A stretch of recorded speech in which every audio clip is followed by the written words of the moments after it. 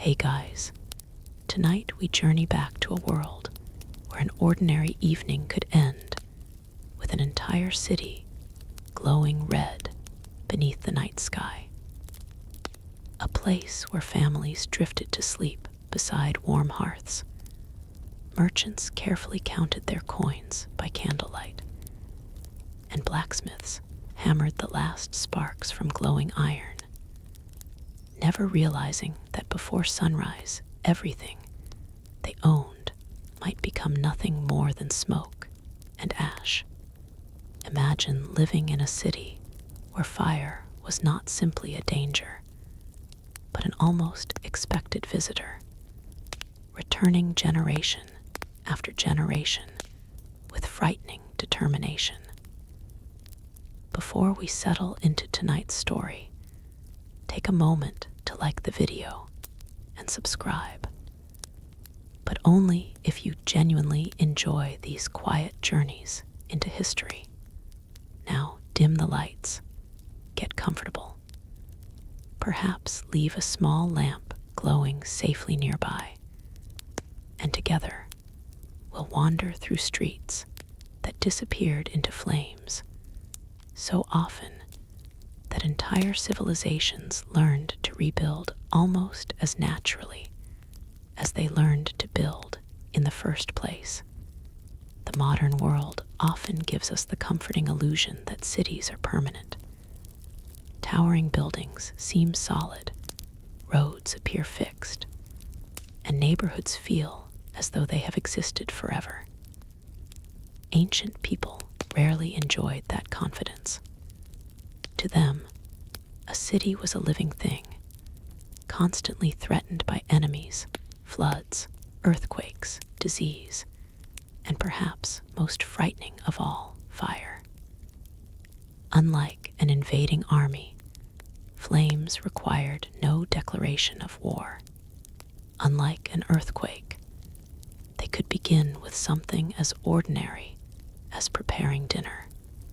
Long before concrete, steel, and electrically powered lighting transformed urban life, most settlements depended almost entirely upon materials that burned remarkably well.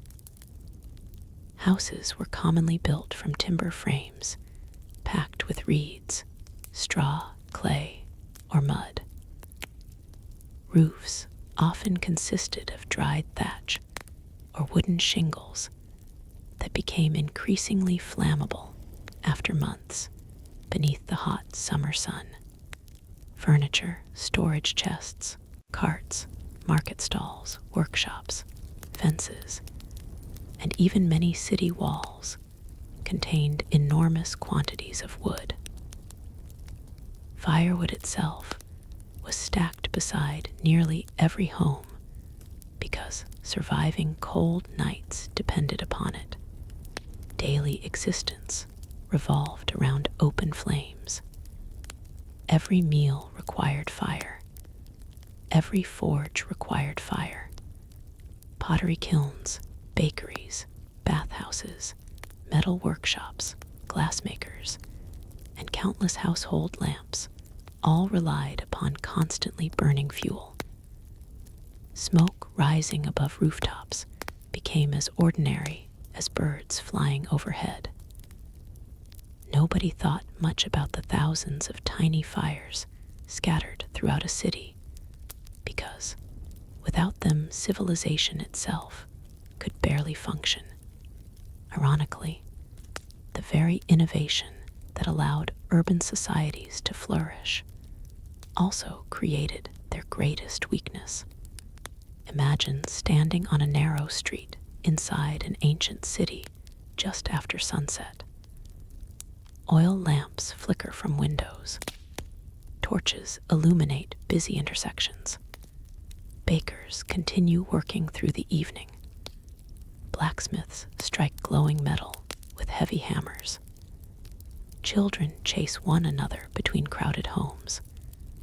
Merchants finish storing cloth, grain, spices, and wine inside wooden warehouses.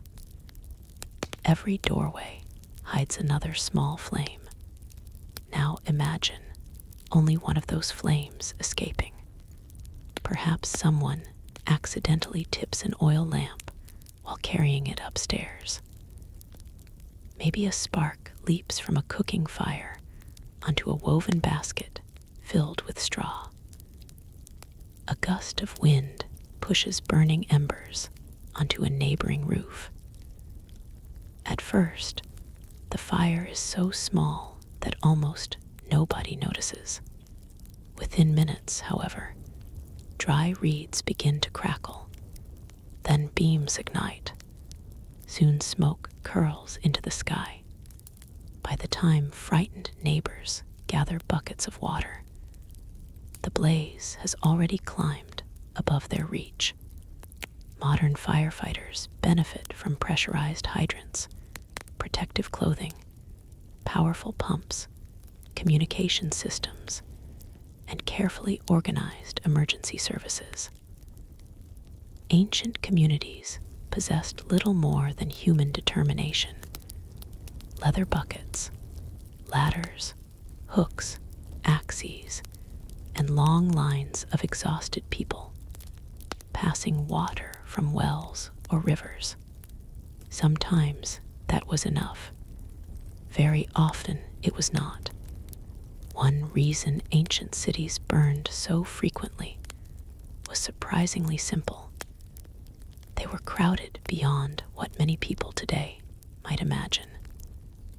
Streets often developed organically over generations, rather than according to careful urban planning.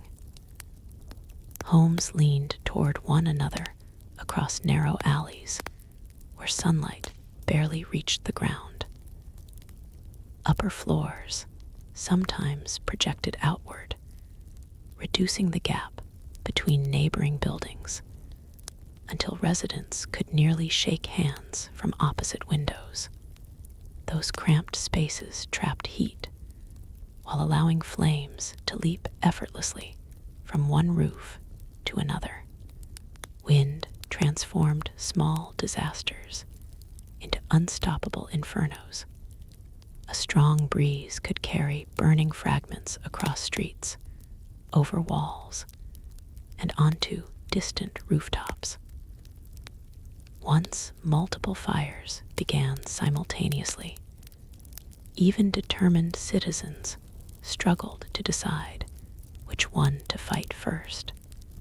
In many cities, there simply was not enough open space to halt the advance.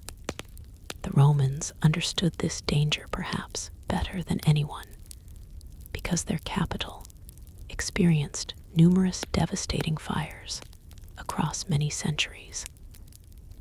Although later generations often remembered spectacular disasters, such as the Great Fire during Emperor Nero's reign, smaller blazes occurred with remarkable regularity. Records describe neighborhoods disappearing, apartment buildings collapsing, and desperate residents fleeing while carrying whatever possessions they could lift. Rome itself was enormous by ancient standards. Hundreds of thousands of people crowded into districts filled with apartment buildings known as insulae. Many rose several stories high despite relying heavily upon timber floors and supports. Builders frequently balanced affordability against safety, and not every landlord invested generously in construction quality. The result was predictable.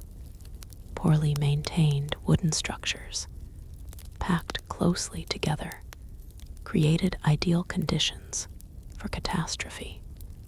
Nighttime made everything even worse.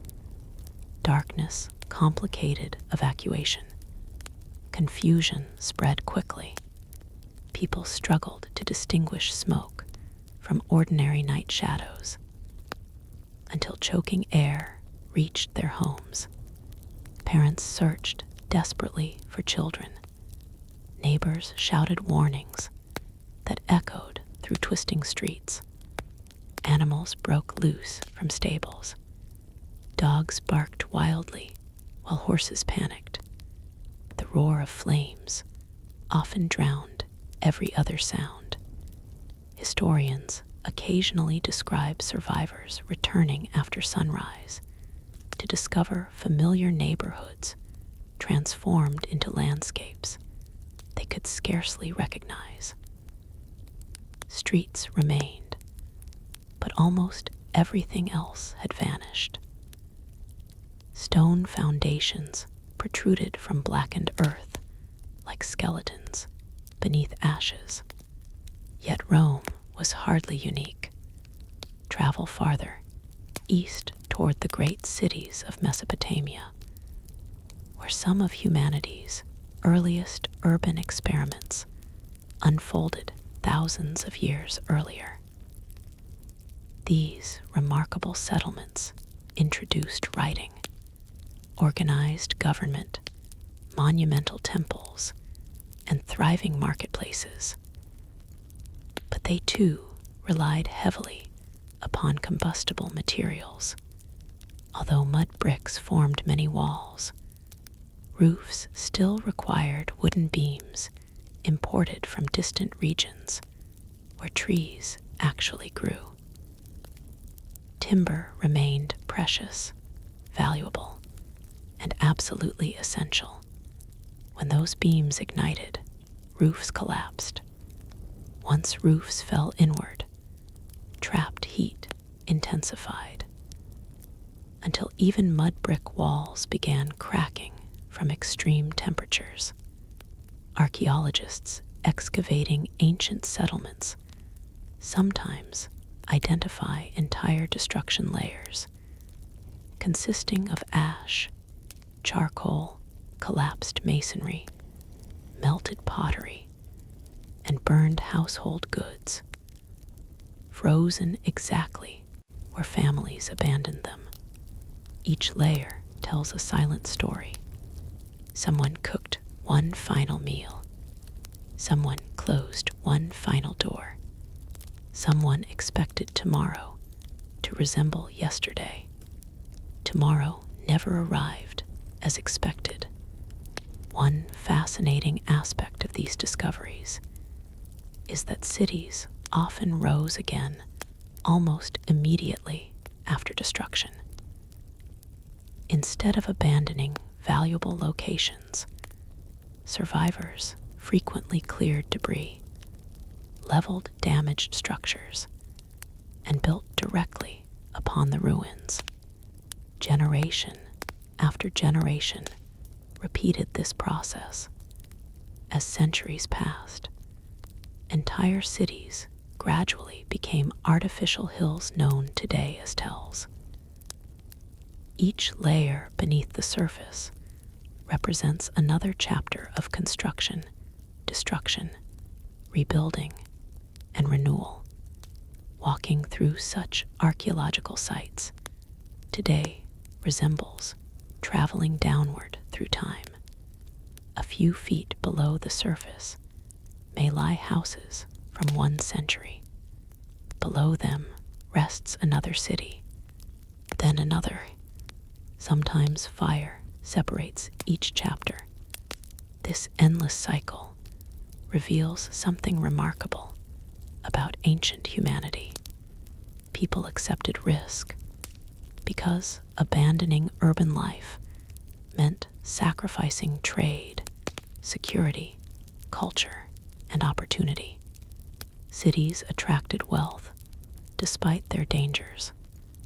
Merchants continued opening shops. Craftsmen rebuilt workshops. Families reconstructed homes. Temples welcomed worshippers once more.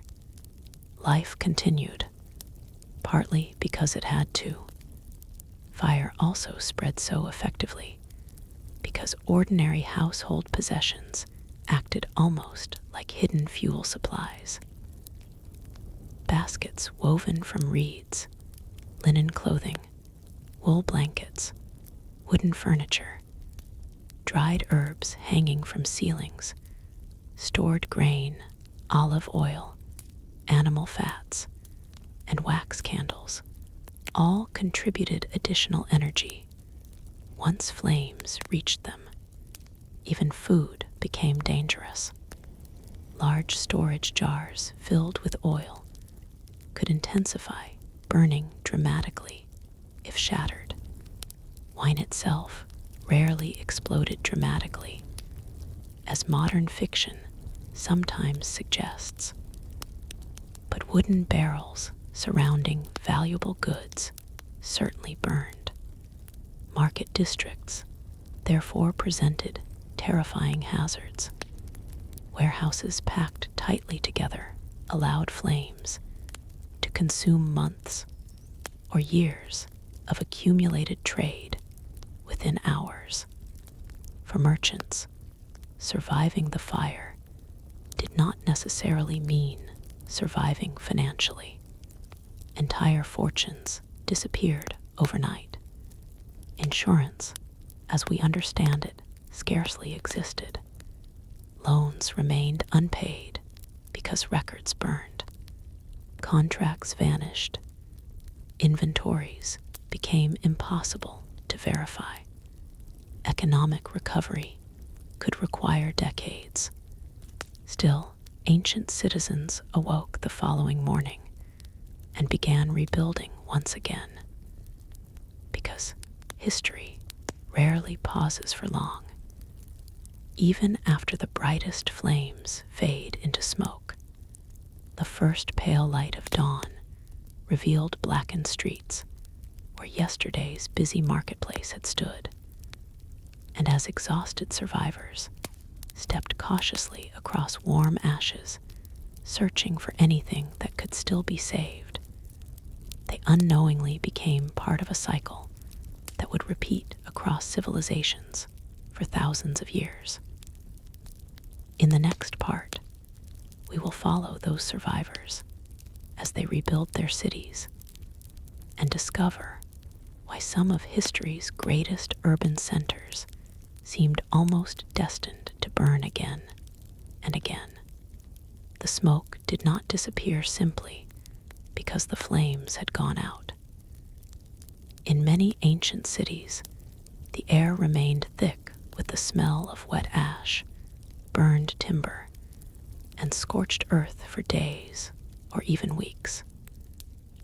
Dawn revealed scenes that would have been strangely quiet.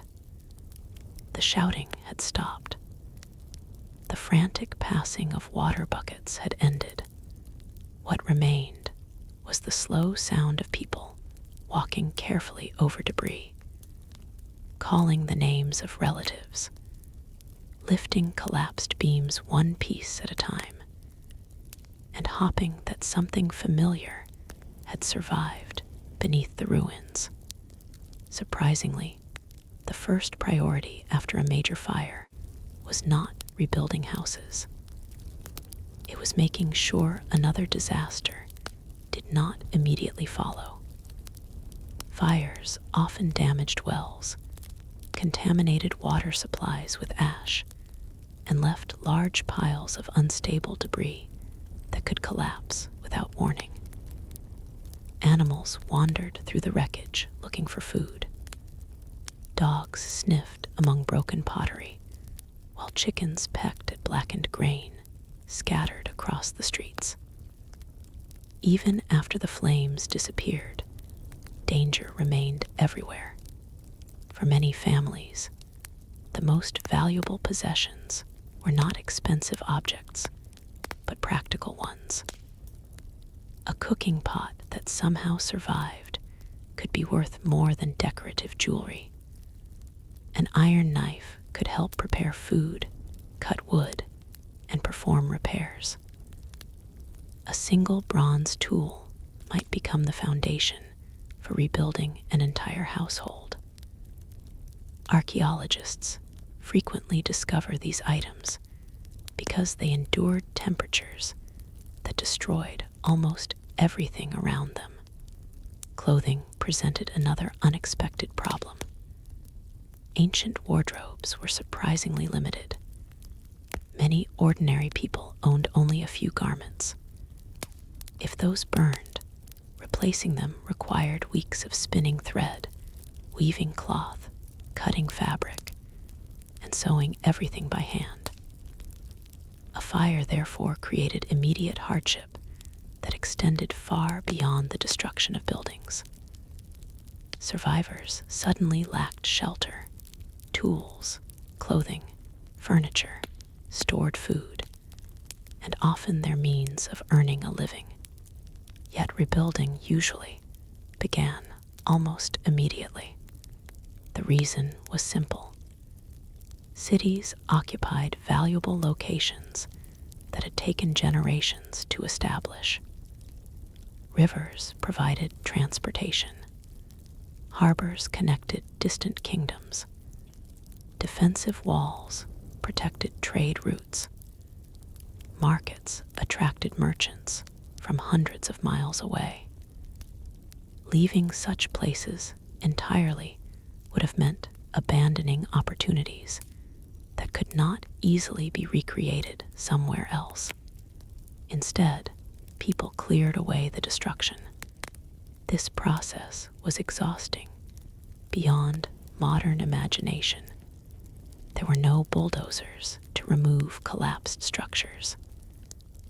Every beam had to be carried by human hands, or loaded onto simple carts pulled by oxen or donkeys. Broken bricks were stacked carefully because many could be reused. Nails were straightened rather than discarded. Even partially burned timber might serve another purpose if enough solid wood remained. Nothing useful was wasted.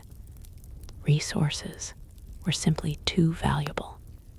This practical attitude explains why archaeologists sometimes find surprisingly little debris in ancient cities. Later generations removed almost everything worth salvaging. Metal objects disappeared into workshops where they were melted down. Stone blocks found new homes in replacement buildings. Wooden beams that escaped complete destruction became supports for repaired houses. Entire neighborhoods quietly recycled themselves. One of history's oldest cities, the great settlements of ancient Mesopotamia, demonstrate this remarkable pattern again and again. Builders commonly constructed homes from mud bricks dried beneath the hot sun. These bricks were inexpensive and relatively easy to produce, but they required maintenance. Heavy rains weakened them, and intense fires could crack or crumble them. After destruction, workers often gathered the damaged material, mixed it with fresh mud, shaped new bricks, and built once more upon the same ground. The city itself almost seemed alive. Old walls became new walls. Broken homes became fresh foundations. Yesterday's disaster became tomorrow's construction material. This endless renewal created another curious consequence. Streets slowly rose higher over centuries because each rebuilding added another thin layer above the previous one. Floors were raised to match new foundations. Doorways changed height. Staircases appeared where none had existed before. A person living in one century might unknowingly walk several feet above the streets used by ancestors centuries earlier. Eventually, entire cities stood atop their own history. Fire was only one reason for these rising layers, but it contributed significantly. Burned remains compressed beneath fresh construction, quietly preserving fragments of everyday life for archaeologists thousands of years later. Not every city, however, rebuilt in exactly the same way. Ancient Egypt presents an interesting contrast. Stone temples and monumental tombs dominate modern photographs, creating the impression that Egyptians lived entirely among durable architecture. The reality was rather different. Most ordinary homes were built from mud brick, timber, reeds, and other materials far less permanent than the magnificent pyramids or temples that survive today. Common neighborhoods, therefore, remained vulnerable. Kitchen fires still occurred, oil lamps still overturned, wooden furniture still burned. Although the great monuments endured, countless ordinary houses disappeared without leaving much visible trace. History often remembers kings because their stone monuments survived, while the homes of ordinary families gradually returned to dust. Another factor that encouraged repeated fires involved cooking itself. Modern kitchens separate heat sources from walls using metal, brick, and carefully designed ventilation. Ancient kitchens rarely enjoyed such safety features. Cooking often took place over open hearths inside relatively confined spaces. Smoke escaped through windows, doors, roof openings, or simply drifted wherever it could find a path. If a family became distracted for even a short time, burning embers might roll from the hearth onto woven mats, or dried plant material spread across the floor. Children added another layer of unpredictability. Ancient cities contained enormous numbers of young people. Families were often large, and children naturally explored everything around them. A curious child playing near a cooking fire might accidentally knock over fuel or scatter glowing embers. Historical records rarely describe these everyday accidents in detail, yet common experience suggests they must have occurred regularly. Animals created problems as well. Cats chased mice through kitchens. Dogs wandered beneath tables. Goats occasionally entered courtyards. Chickens scratched around cooking areas. A startled animal could overturn containers, push against lamps, or create sudden confusion at precisely the wrong moment. Sometimes disaster required no human mistake at all. Nature provided enough assistance. During long periods of drought, entire regions became dangerously dry. Wooden beams lost moisture. Roof thatch became brittle. Strong seasonal winds arrived carrying dust across the landscape. Under such conditions, a single spark might travel astonishing distances before finally settling onto a roof prepared almost perfectly to ignite. People living in these climates understood the danger intimately. Many probably looked anxiously toward the sky. Whenever strong winds began blowing after weeks without rain, their concern was well-founded.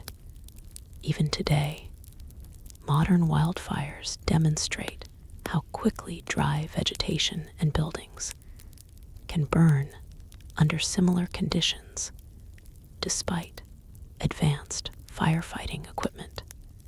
Ancient cities faced those same environmental challenges with far fewer resources. As settlements expanded, Another problem quietly emerged. Success itself increased fire risk. Prosperous cities attracted more merchants. More merchants required additional warehouses. More warehouses stored greater quantities of timber, cloth, grain, olive oil, wine, and other valuable goods. Population growth filled available land with increasingly crowded housing. Every successful year created conditions for an even larger disaster later. It was an unfortunate cycle. Economic prosperity encouraged urban growth. Urban growth increased density. Density accelerated the spread of fire. Fire destroyed prosperity. Rebuilding restored prosperity. Then the cycle quietly began again. Local governments gradually recognized these dangers. Some rulers attempted surprisingly practical solutions. They widened important streets to slow advancing flames. They ordered dangerous workshops moved away from crowded residential districts. Certain industries involving furnaces or kilns operated outside city walls whenever possible. Public officials occasionally inspected neighborhoods for obvious hazards. Although enforcing regulations proved difficult, people needed places to live. Merchants wanted shops close to customers. Craftsmen preferred busy markets where business flourished.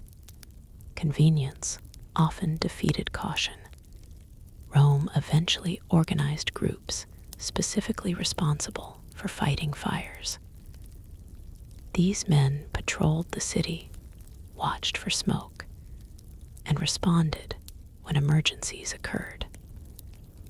They carried buckets, hooks designed to pull apart burning structures, ladders, ropes, and simple pumps capable of moving water more efficiently than human bucket lines alone. Even so, success was never guaranteed. When high winds combined with crowded wooden buildings, organized firefighters sometimes found themselves protecting nearby neighborhoods rather than saving those already consumed by flames. It was a difficult calculation. Should limited resources attempt to rescue buildings that were almost certainly doomed? Or should they create fire breaks farther ahead to save the remainder of the city? These decisions had to be made within minutes. Every choice carried heartbreaking consequences. Meanwhile, ordinary citizens developed their own habits to reduce risk. Some families stored water closer to cooking areas. Others kept ladders easily accessible. Valuable documents might be placed inside containers thought less vulnerable to fire. Merchants sometimes divided goods between multiple storage locations so that one accident would not destroy everything they owned. None of these precautions eliminated danger. They merely improved the odds slightly. For historians, one of the greatest ironies is that fires destroyed countless historical records while simultaneously preserving others. Wooden writing tablets usually vanished completely. Papyrus scrolls often turned to ash. Yet, in certain circumstances, intense heat accidentally baked clay tablets so thoroughly that they survived for thousands of years. The great libraries of some civilizations disappeared forever. Elsewhere, humble administrative records endured precisely because fire transformed soft clay into something almost as durable as stone. Without those accidental survivals, modern historians would know far less about ancient taxes, trade, family life, agriculture, and government.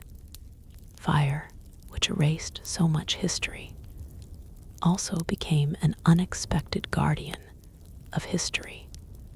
As survivors continued rebuilding their homes, few could have imagined that distant future generations would study the ashes beneath their feet, carefully piecing together stories from broken pottery, blackened beams, and layers of charcoal buried beneath new streets.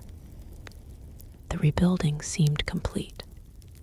Life slowly returned to familiar rhythms. Markets reopened.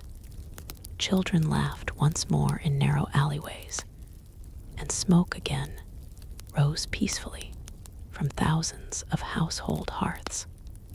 Yet hidden within that comforting normality remained the same quiet dangers that had existed before, waiting patiently for another careless spark, another season of dry winds, or another crowded neighborhood where one small flame could once again rewrite the history of an entire city. For thousands of years, people feared accidental fires because they arrived without warning. Yet, there was another kind of fire that inspired an even deeper dread. This one did not begin with a forgotten lamp or a spark escaping from a blacksmith's forge. It arrived with marching feet, the sound of war horns, and distant columns of dust rising beyond the city walls.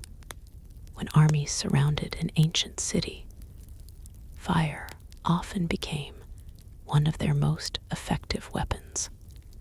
To modern eyes, it may seem surprising that conquerors would deliberately burn places they hoped to control. After all, destroying homes, workshops, and warehouses reduced the value of the prize. But ancient warfare rarely followed modern economic logic. Sometimes an army wanted wealth. Sometimes it wanted revenge. Sometimes it wanted to send a message so terrifying that neighboring cities would surrender without resistance. Fire accomplished all three. Imagine standing atop a city wall as dawn breaks. In the distance, thousands of soldiers are assembling their camps. Smoke from hundreds of cooking fires drifts lazily into the cool morning air. At first glance, the scene almost resembles a peaceful village. Yet everyone inside the city knows that those harmless cooking fires may soon become something far more frightening.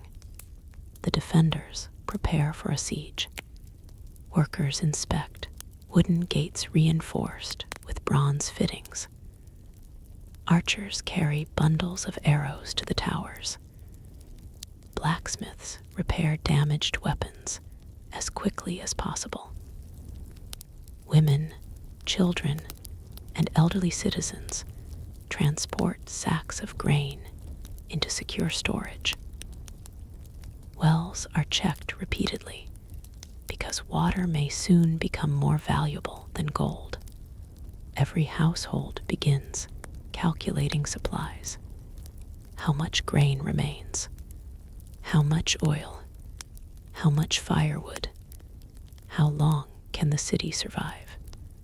Ironically, while defenders tried to prevent enemy flames from entering the city, they still depended upon their own fires every single day. Bread still had to be baked. Food still required cooking. Metal still required repair. Life continued beneath the constant shadow of war. Ancient siege warfare often became a contest of patience rather than immediate violence.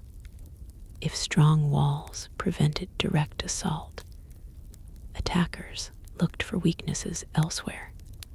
Sometimes they dug tunnels beneath defensive walls. Sometimes they constructed towering siege engines. Sometimes they attempted negotiations. And very often they turned to fire. Wooden gates represented obvious targets. Even massive gates reinforced with iron or bronze usually depended upon thick timber beneath the metal fittings. Attackers pushed burning bundles of brushwood against these entrances, while archers attempted to keep defenders away from the flames. Inside the city, desperate citizens rushed forward carrying buckets of water, damp hides, sand, or earth. Every second mattered. If the fire reached the heart of the gate, the city's strongest defense could suddenly become its greatest vulnerability. Defenders quickly learned that water alone was not always enough. Burning oil clung stubbornly to surfaces. Wind repeatedly reignited smoldering wood. Heavy smoke made approaching the flames almost impossible. Many cities therefore stored large quantities of sand, specifically for extinguishing fires during sieges. Others covered vulnerable wooden structures with freshly soaked animal hides. The unpleasant smell mattered little compared with the possibility of survival. Military engineers became remarkably creative. Historical accounts describe attackers launching burning projectiles over city walls using catapults and other siege machines. Contrary to popular imagination, these missiles were not always spectacular balls of flame streaking dramatically through the night sky. More often, they consisted of ordinary objects wrapped in combustible material, soaked in pitch or oil, and ignited shortly before launch. Their purpose was not necessarily immediate destruction. Instead, they created confusion. One burning roof demanded attention, then another, then another. Soon defenders faced an impossible choice. Should they continue protecting the walls against soldiers, or abandon defensive positions to save homes from spreading fire? An army needed only a brief distraction. Sometimes that proved enough. The ancient city of Nineveh offers one of history's most fascinating examples of urban destruction. Although historians continue debating the precise sequence of events surrounding its fall in 612 BCE. Once the magnificent capital of the Neo-Assyrian Empire, Nineveh possessed enormous walls, impressive palaces, and extraordinary libraries filled with clay tablets. When Allied forces eventually captured the city, extensive destruction followed. Archaeological excavations reveal widespread evidence of burning in several important structures. The intense heat proved devastating for wooden roofs and furnishings. Yet there was an unexpected consequence. Thousands of clay tablets inside the royal libraries became baked even harder by the flames.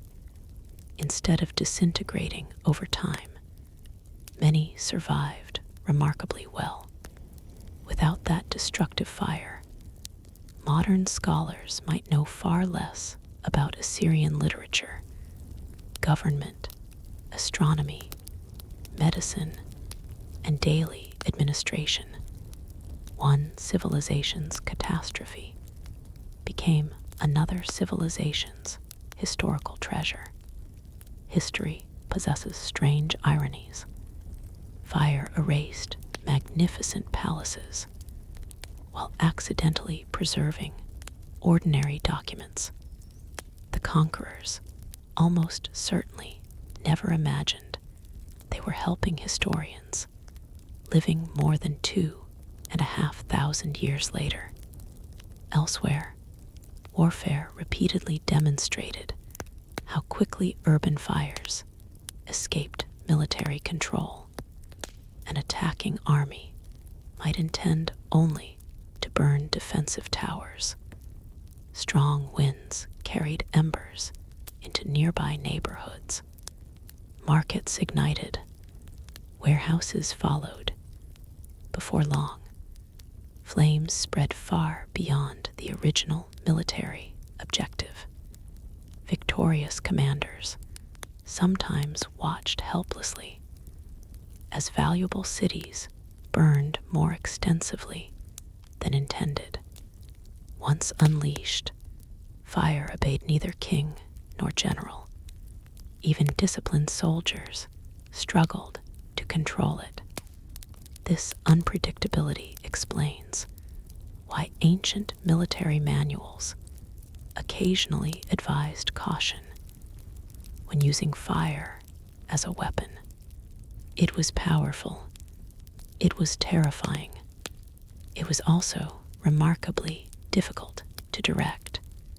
Defenders developed their own countermeasures. Many cities established rooftop watches during sieges. Groups of citizens remained awake throughout the night, searching constantly for the faint orange glow of newly ignited buildings. At the first sign of smoke, bells rang, horns sounded, or runners carried warnings through the streets. Rapid response often determined whether a small blaze remained manageable or expanded into disaster. Night after night, these watches continued. Sleep became a luxury. Exhaustion spread throughout the population. A city under siege fought not only enemy soldiers, but also fear itself. Every unusual smell prompted concern. Every drifting ember attracted immediate attention. Even ordinary cooking smoke could briefly cause alarm until its source became clear. Psychological strain accumulated day after day. Children sensed the anxiety surrounding them. Parents attempted reassurance, while privately worrying about food supplies, collapsing walls, and the possibility of fire reaching their own homes. Some families quietly packed treasured possessions into portable bundles, not because evacuation remained possible, simply because hope demanded preparation. Throughout the ancient Mediterranean, cedar wood was prized for construction because of its strength, pleasant fragrance, and resistance to insects. Magnificent temples, royal palaces, and wealthy homes often incorporated cedar imported from distant forests. Yet even this valuable timber burned under sufficiently intense conditions. The richer the building, the more elaborate its wooden decorations often became. Beautiful carved ceilings, Elegant doors, decorative columns, intricate furniture, all represented additional fuel once flames took hold. Luxury itself occasionally increased vulnerability. The famous city of Carthage illustrates another tragic dimension of urban fire. At the conclusion of the Third Punic War in 146 BCE, Roman forces captured the city after a long and bitter struggle. Ancient accounts describe fierce fighting through the streets, house by house, with widespread destruction accompanying the final assault. Later traditions often portray Carthage as having been completely annihilated, although the reality was more complex. Archaeological evidence confirms extensive destruction in many areas, but not every structure disappeared simultaneously, and parts of the site were eventually rebuilt under Roman rule. Even so, the memory of Carthage's fall became one of history's enduring symbols, not merely because a city had been conquered, but because fire transformed victory into something unforgettable. Travelers generations later still encountered stories describing smoke rising above magnificent buildings and entire districts consumed during the conflict. Whether every detail survived accurately matters less than the impression left upon ancient imagination. Cities people realized could vanish, not slowly, not over centuries, within days. Perhaps the greatest lesson repeated throughout history was that human confidence often returned surprisingly quickly. Only a few decades after devastating fires, new generations grew up without personally remembering the catastrophe. Children born after Reconstruction considered rebuilt neighborhoods perfectly ordinary. Warnings from grandparents gradually sounded exaggerated. Surely such destruction could not happen again. Surely builders had learned enough. Surely the city was safer now. Sometimes those assumptions proved correct. Very often they did not.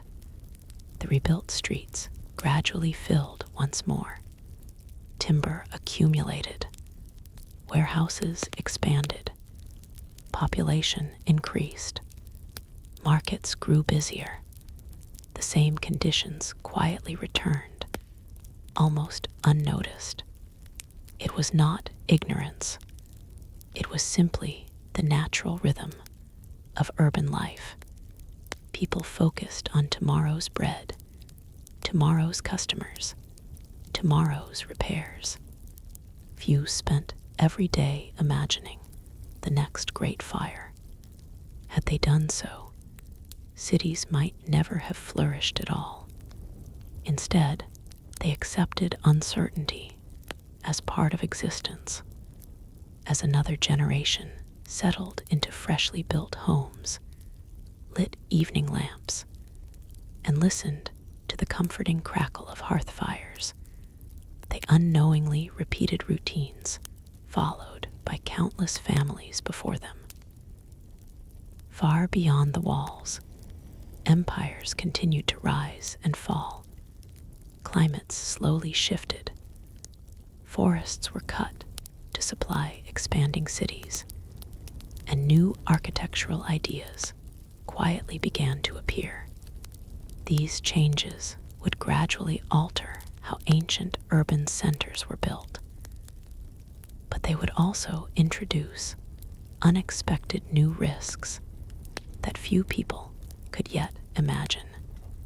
Centuries passed, kingdoms disappeared, and new civilizations inherited the same difficult question that had troubled city builders since the earliest settlements. How could thousands of people live closely together while depending every single day upon something capable of destroying everything they had created? There was no simple answer. Instead, each generation experimented with new ideas, sometimes learning from earlier disasters, and sometimes unknowingly repeating the same mistakes beneath different rulers. One of the most significant changes came not from better firefighting, but from architecture itself. Early cities often grew without long-term planning. A family built a house wherever space became available. A neighbor added another room years later. A merchant extended his shop toward the street. An upper floor projected outward to create additional living space. After several generations, entire neighborhoods became intricate puzzles of overlapping buildings, connected by twisting passages barely wide enough for two people to walk side by side. These streets possessed a certain charm. They also trapped heat, blocked fresh air, and allowed flames to spread with alarming speed. Some rulers eventually realized that rebuilding after every major fire cost enormous amounts of money, labor, and political stability. Instead of merely replacing what had been lost, they began introducing modest changes intended to reduce future risks. Certain roads were widened, public squares became larger, market districts were rearranged, workshops involving intense heat were sometimes encouraged or required to move toward the edges of the city. These reforms rarely happened overnight. Moving an entire neighborhood proved expensive and unpopular. Families resisted abandoning homes where their parents and grandparents had lived. Merchants feared losing loyal customers if relocated too far from busy streets. Officials therefore balanced public safety against practical realities. Progress came slowly, yet even small improvements occasionally prevented enormous disasters. A wider street could interrupt the advance of flames just long enough for citizens to organize an effective response. An open marketplace sometimes acted as an accidental fire break. A stone wall between districts could stop burning roofs from igniting neighboring buildings. Simple design choices occasionally determined whether a fire consumed 10 houses or 10,000. Another important development involved building materials. Stone and baked brick gradually became more common in prosperous cities, particularly for public buildings, temples, government offices, and the homes of wealthy citizens. At first glance, this seems like an obvious solution. If stone does not burn, why not build everything from stone? The answer lay in economics. Quarrying stone demanded enormous effort. Workers cut massive blocks using simple hand tools, transported them across difficult terrain, and carefully shaped each piece before construction even began. The process required skilled labor, animals, carts, and considerable time. Wood remained far cheaper. It was also easier to work with. A carpenter could modify a wooden beam within minutes. Reshaping stone often required hours or days. For ordinary families struggling simply to survive, timber remained the practical choice. Consequently, even cities celebrated today, for magnificent stone monuments often contained countless wooden roofs, floors, doors, staircases, furniture, and workshops. The monuments survived. The neighborhoods surrounding them frequently did not.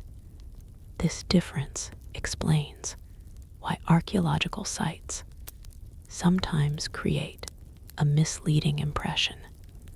Visitors admire impressive temples standing proudly after thousands of years.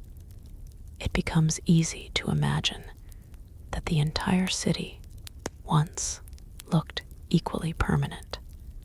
In reality, much of everyday life unfolded inside buildings that vanished long ago.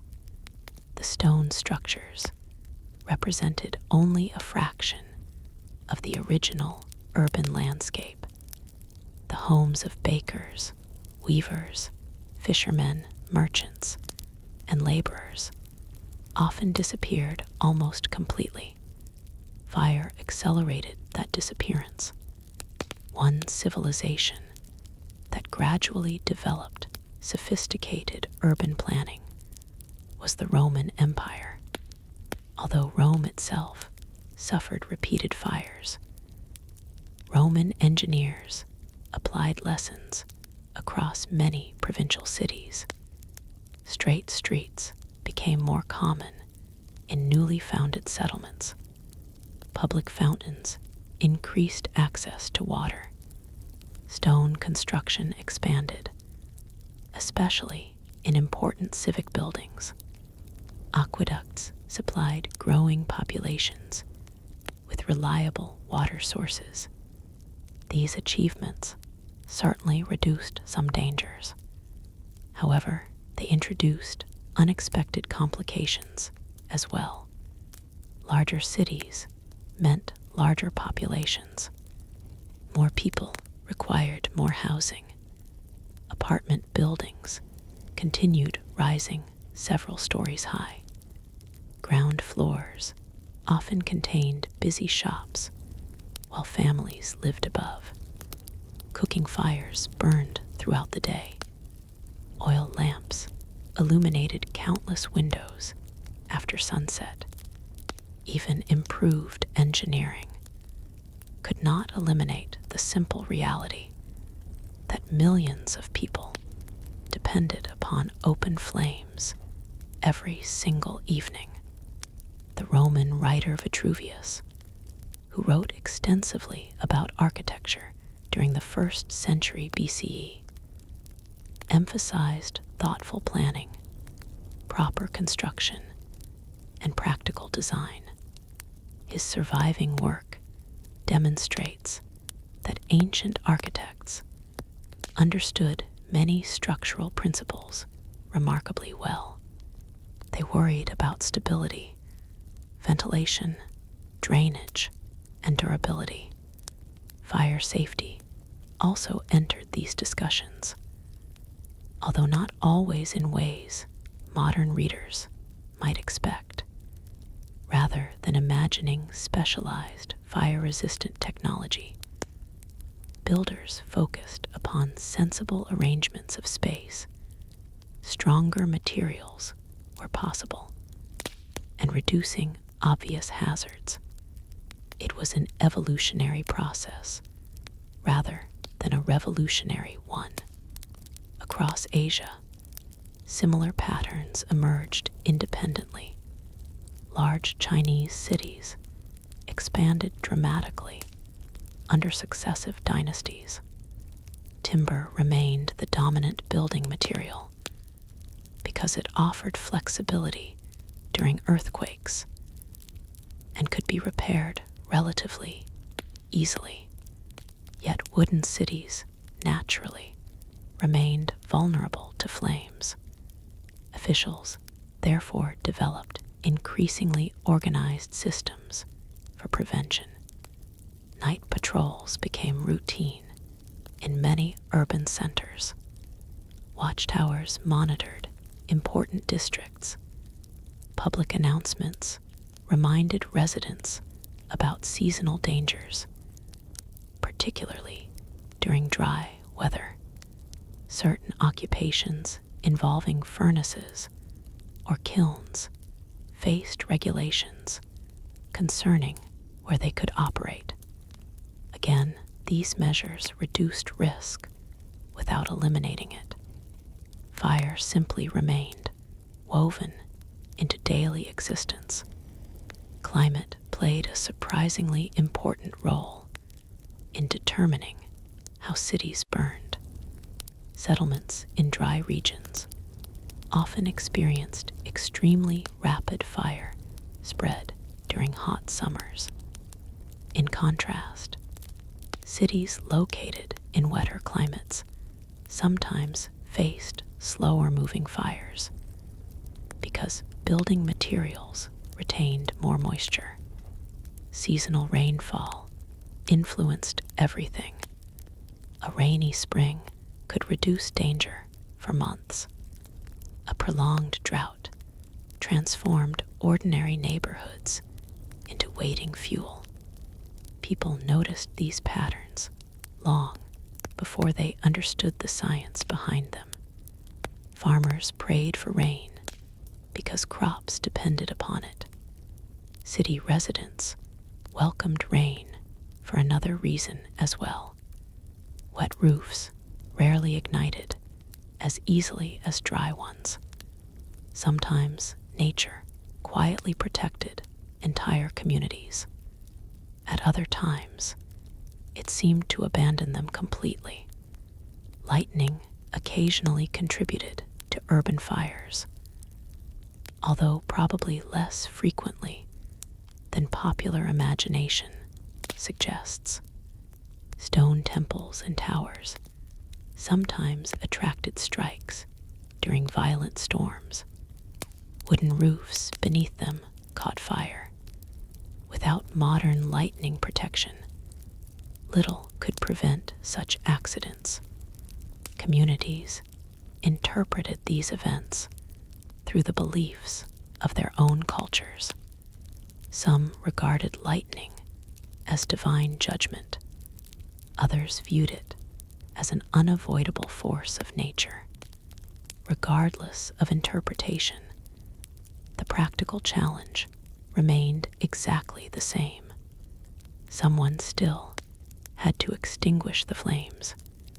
One fascinating archaeological discovery appears repeatedly across ancient cities that experienced severe fires. Researchers often uncover household objects left precisely where owners last used them. A clay cup rests beside a doorway. Grinding stones remain positioned near kitchens. Coins lie scattered across collapsed floors. Tools wait beside unfinished work. These ordinary items reveal something profoundly human. Most people never expected disaster on the day it arrived. The carpenter intended to finish his project tomorrow. The cook expected another family meal that evening. The merchant planned to reopen his shop after a short rest. Life interrupted by fire rarely provided opportunities for careful preparation. Everything changed within hours, sometimes within minutes. Historians frequently focus upon rulers issuing commands or armies marching across continents. Archaeology reminds us that history also belonged to anonymous individuals whose names disappeared long ago. A child's wooden toy, a baker's mixing bowl, a weaver's loom weight, a shepherd's knife. These objects survived because owners never returned to collect them. Fire froze ordinary moments in extraordinary ways. It is strangely comforting to realize that people living 3,000 or 4,000 years ago worried about many of the same practical matters we recognize today. Would tomorrow's work be finished? Would the family have enough food? Would the roof remain sound through another season? Would children sleep safely through the night? The details differed. The emotions remained remarkably familiar. Perhaps this explains why ancient urban fires continue capturing modern imagination. They remind us that beneath magnificent temples, royal palaces, and famous monuments lived ordinary families navigating ordinary routines.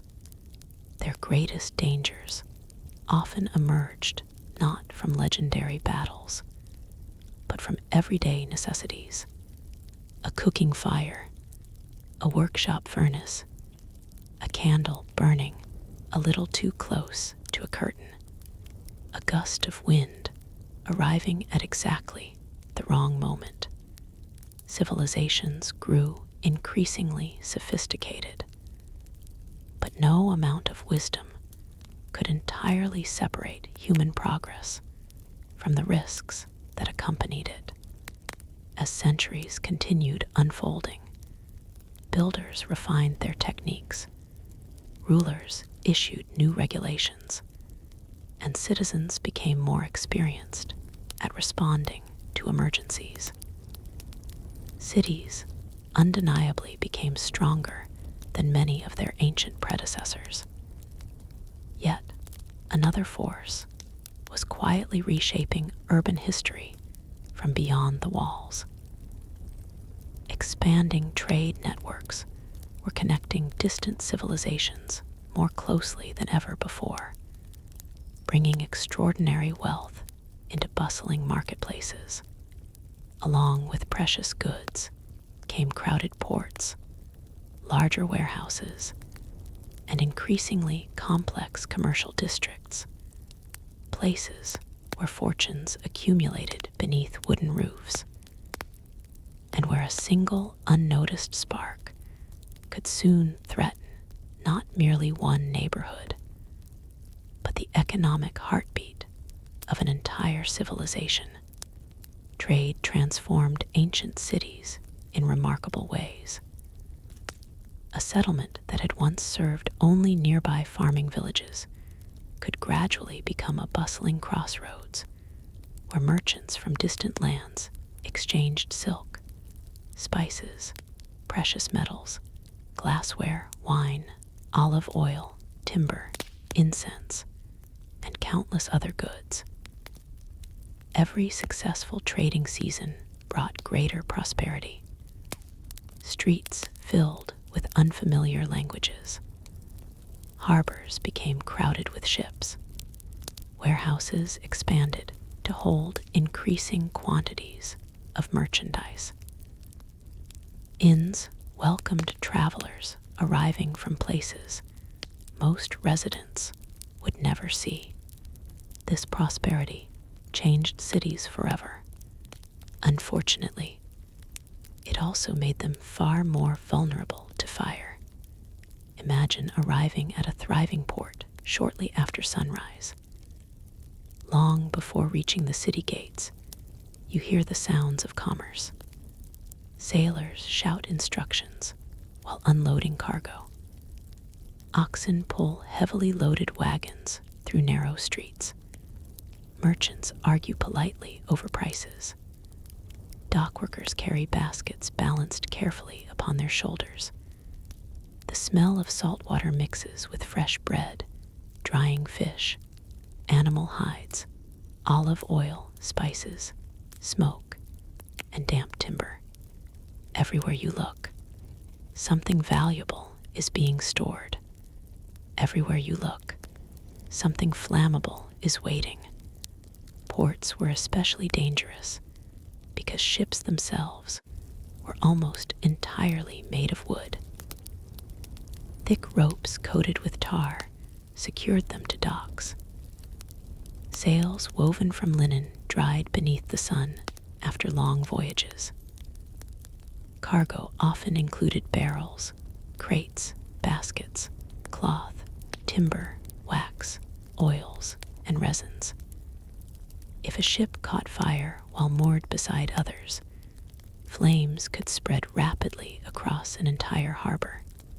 Ancient sailors understood this risk all too well.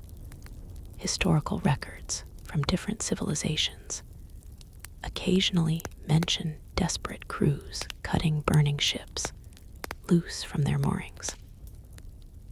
Rather than allowing one vessel to ignite dozens of others, they sacrificed a single ship.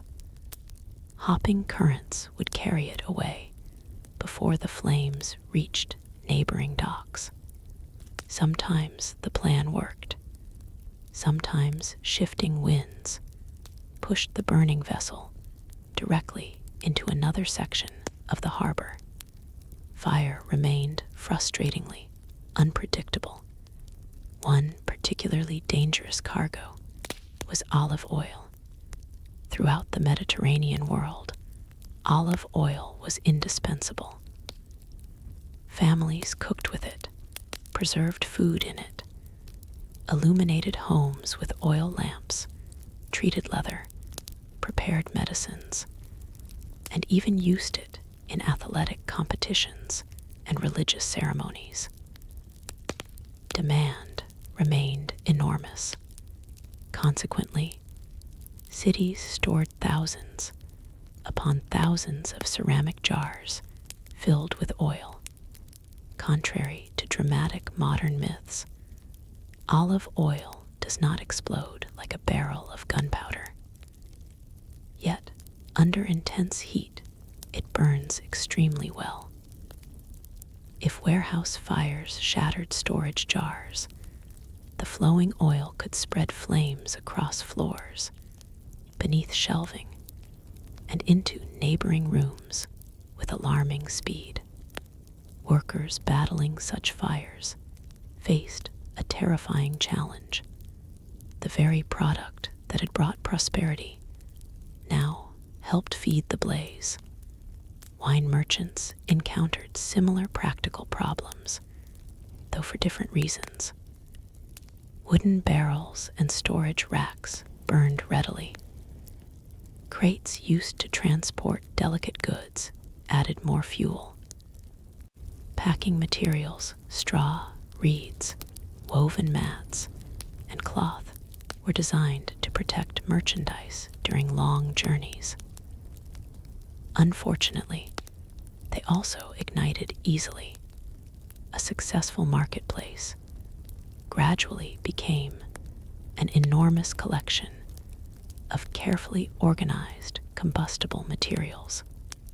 Nobody intended this outcome. It simply developed alongside economic success. Large commercial districts also remained active long after sunset. Travelers arriving late expected food and lodging. Ships sometimes reached harbor at inconvenient hours, especially if favorable winds suddenly appeared. Night markets operated in many prosperous cities. Oil lamps flickered from shop windows, while taverns remained busy with merchants discussing prices and future journeys. The city never truly slept. Neither did the danger. One overturned lamp inside a warehouse could remain unnoticed until flames had already climbed into the roof. By then, precious minutes had been lost. Some of history's wealthiest cities repeatedly struggled with exactly this problem. The great trading centers along the eastern Mediterranean, including places such as ancient Alexandria, Antioch, and Ephesus, flourished because they connected continents through commerce. Their success depended upon constant movement of goods and people. Warehouses lined waterfronts, markets stretched across entire districts, workshops processed imported materials into finished products. Every stage of this commercial system relied heavily upon wood, cloth, rope, oil, and fire. Bakers supplied workers. Blacksmiths repaired tools. Potters manufactured storage jars. Shipbuilders shaped enormous timbers into seaworthy vessels.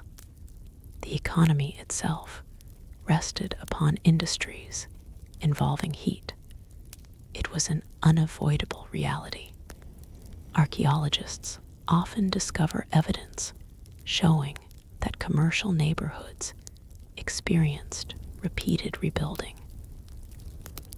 Burn layers appear beneath later marketplaces, suggesting that merchants accepted fire as an occupational hazard, much as sailors accepted storms at sea. Business resumed because there was little alternative. Trade fed cities. Cities could not simply abandon commerce. Insurance, in the modern sense, remained limited or non-existent for most people. Wealthy merchants occasionally spread financial risk by investing in multiple ventures or partnerships, but ordinary shopkeepers possessed few such protections. A fire destroying one workshop could erase decades of patient effort. Imagine a family operating the same weaving business for 3 generations. Grandparents taught their children. Children trained apprentices. Shelves gradually filled with valuable cloth prepared over many months. Then one night, a neighboring building caught fire. By dawn, the workshop had vanished. Not only were the finished goods gone, the looms had burned. The tools had disappeared. Customer records had become ash. Raw materials had been destroyed. Years of careful work ended before sunrise. Rebuilding required extraordinary resilience. This resilience appears repeatedly throughout history. Ancient people mourned their losses. Then they began again. Perhaps nowhere illustrates the relationship between trade and fire more clearly than the famous city of Alexandria in Egypt. Founded by Alexander the Great and later developed into one of the ancient world's greatest centers of learning and commerce, Alexandria welcomed merchants from across the Mediterranean and beyond. Its harbors bustled with activity. Ships arrived carrying grain from the fertile Nile Valley, luxury goods from Arabia, exotic products from East Africa, and merchandise from Greek, Roman, and Near Eastern markets. Such wealth demanded enormous storage facilities. It also demanded constant lighting, cooking, ship repair, and industrial activity. Although Alexandria experienced several destructive fires during its long history, historians continue debating the exact circumstances surrounding some of the most famous incidents, including damage associated with the renowned library.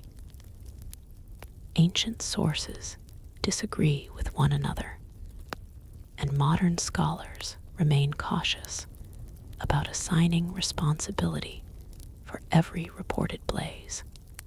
This uncertainty itself teaches an important lesson. History is rarely as simple as legends suggest. Cities often suffered multiple fires across centuries. Later generations sometimes combined separate events into a single dramatic story. Archaeologists and historians carefully compare written accounts with physical evidence, attempting to separate memory from measurable fact. Sometimes the evidence provides clear answers. Sometimes it does not. That uncertainty deserves respect. Another overlooked source of urban fires involved simple maintenance. Ancient buildings aged, roofs leaked, wood decayed, walls shifted. Owners repaired structures whenever possible, but resources were limited. Temporary repairs occasionally became permanent ones. An aging beam weakened by insects might continue supporting a roof for years, until finally collapsing near a cooking hearth. Neglected chimneys, or their ancient equivalents, allowed soot and heat to accumulate. What began as ordinary were gradually increased danger. Cities therefore required constant maintenance, merely to remain as safe as they had been before. Economic hardship often interrupted these efforts. After poor harvests or political instability, families postponed repairs. Governments delayed public construction. Buildings slowly became more vulnerable. Fire did not create every weakness. Sometimes it merely revealed them. Another fascinating detail emerges from archaeological excavations of ancient workshops. Many craftsmen arranged their workplaces with remarkable practical wisdom. Potters separated kilns from storage areas whenever possible. Metalworkers organized tools carefully to reduce clutter. Bakers built thick masonry ovens designed to contain intense heat. These choices demonstrate that experienced workers understood risks through observation rather than scientific theory. Generations of practical knowledge shaped safer habits. Unfortunately, experience could never anticipate every accident. Unexpected wind, faulty construction, human fatigue, simple misfortune. Any one of these could undo years of careful practice. Perhaps the most remarkable aspect of prosperous ancient cities was their optimism. Despite repeated disasters, merchants continued investing. Builders continued constructing larger warehouses. Families continued moving into expanding neighborhoods. Children grew up expecting brighter futures than their parents had known. This optimism sustained civilization itself.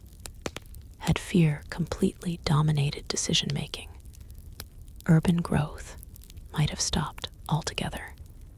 Instead, people accepted uncertainty. Ships sailed despite storms. Farmers planted despite drought. Builders raised wooden roofs despite the possibility of fire. Progress always involved risk. As evening settled over another thriving marketplace, shopkeepers lowered wooden shutters, sailors secured their vessels, and families gathered for supper beneath the warm glow of countless oil lamps.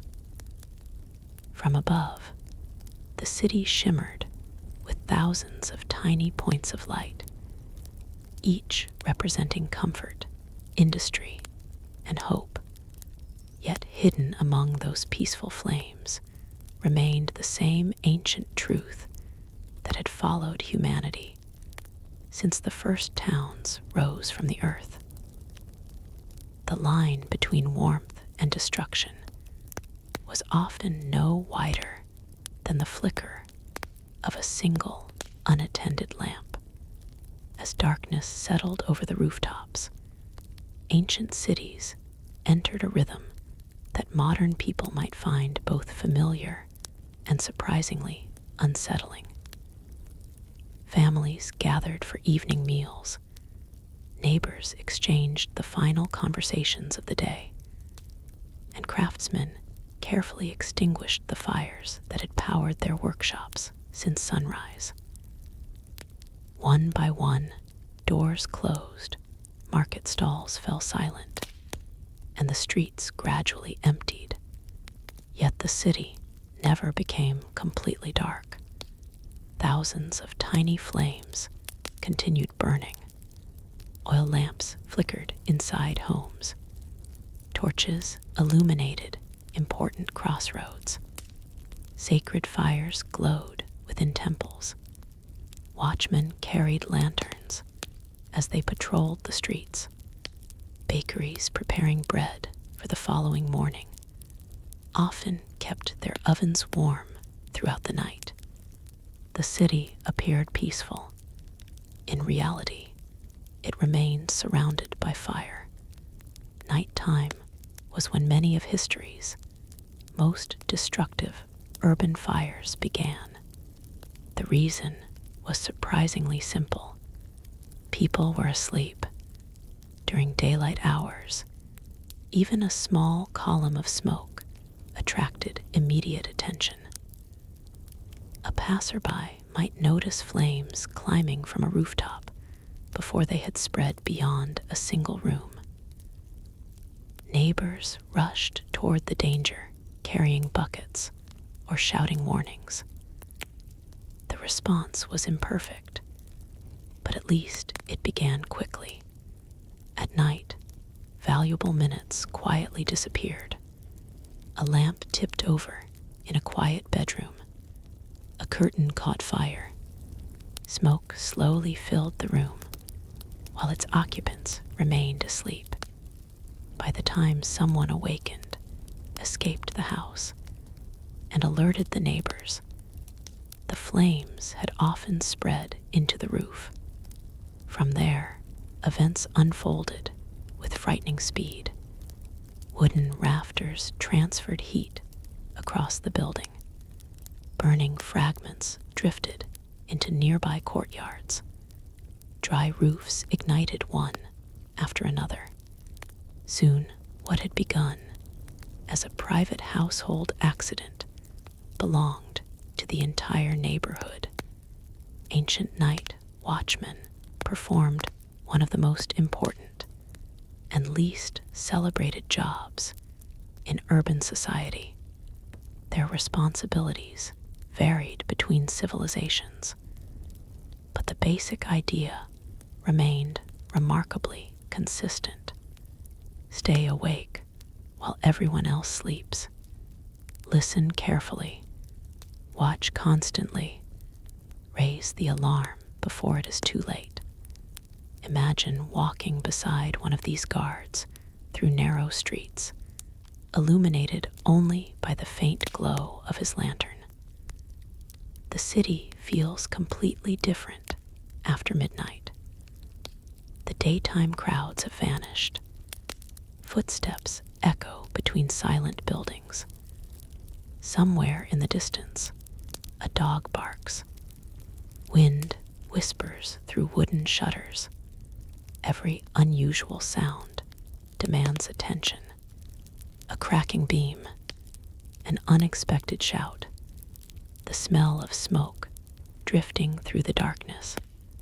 Experienced watchmen learned to distinguish ordinary nighttime scents from something far more dangerous. Smoke from household cooking fires carried a familiar smell. Fresh smoke from burning timber carried another. Those subtle differences sometimes determined whether hundreds of people survived until sunrise. The job required more than good eyesight. It required patience. Hour after hour, night after night, guards walked the same streets knowing that most evenings nothing unusual would happen. Routine became their greatest challenge. Human beings naturally relax when danger fails to appear repeatedly. Maintaining constant vigilance demanded extraordinary discipline. Some cities organized watches by neighborhood. Residents themselves took turns patrolling nearby streets. Others employed professional guards responsible for protecting important districts. Regardless of the system, success depended upon one crucial factor. Someone had to notice the fire before the fire noticed everyone else. Communication posed another enormous difficulty. Modern emergency services rely upon telephones, radios, and electronic alerts. Ancient cities possessed none of these. Instead, warnings traveled at the speed of human voices. A guard spotted smoke. He shouted. Another guard heard him and shouted farther down the street. Temple bells rang. Horns sounded. People emerged from their homes, confused, frightened, and often unsure exactly where the danger lay. Every moment counted. If the warning spread rapidly, residents might contain the blaze. If confusion delayed the response, entire districts could disappear before dawn. Weather continued influencing every outcome. Calm nights sometimes allowed firefighters to surround a burning structure before flames escaped beyond it. Windy nights created entirely different circumstances. Strong gusts lifted glowing embers high above rooftops. Tiny burning fragments drifted silently across streets before landing upon dry wooden shingles. Suddenly, 2 fires existed instead of 1, then 3, then 6. Firefighters found themselves running in multiple directions simultaneously. The city seemed to ignite piece by piece. One remarkable feature of ancient firefighting involved the use of demolition as a defensive tool. At first, this sounds completely unreasonable. Why destroy buildings that had not yet burned? The answer becomes clearer when imagining a wall of flames advancing steadily through closely packed houses. If workers quickly demolished 1 or 2 buildings ahead of the fire, they created an empty space with nothing left to burn. Without continuous fuel, the flames occasionally lost momentum. The strategy was desperate. It was also painful. Owners watched neighbors deliberately tear down homes that had survived untouched, yet sacrificing several buildings sometimes saved hundreds more. Such decisions demanded courage from both officials and ordinary citizens. No one willingly surrendered a home built through years of labor. Still, many understood that preserving the entire neighborhood required difficult choices. Fire also revealed social inequalities that usually remained less visible. Wealthier families often possessed stone courtyards, larger open spaces, and stronger construction materials. Poorer residents crowded together in tightly packed wooden housing, where fire spread much more easily. Consequently, disasters often affected different sections of the same city in dramatically different ways. This was not universally true.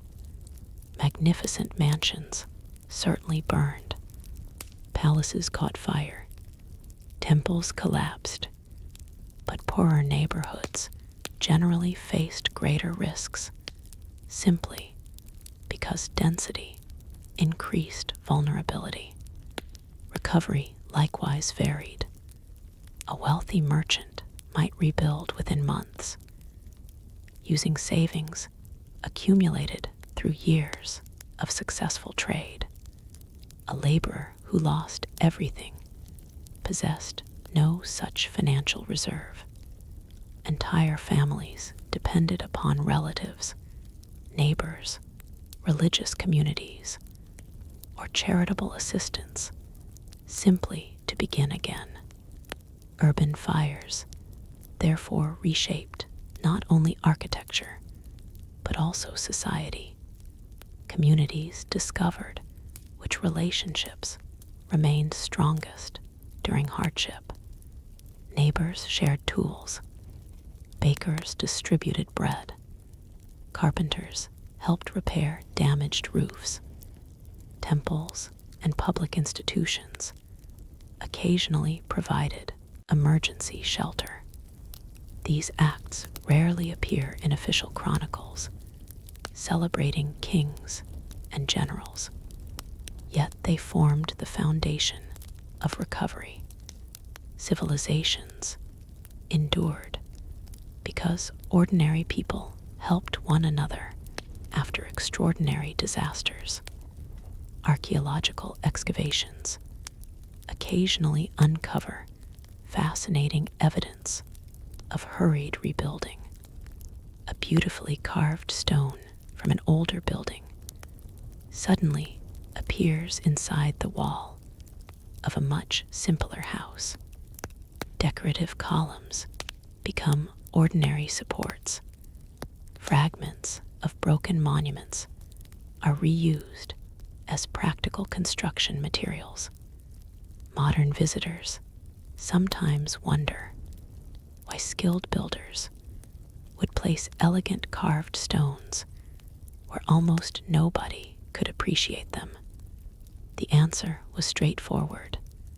Function mattered more than appearance.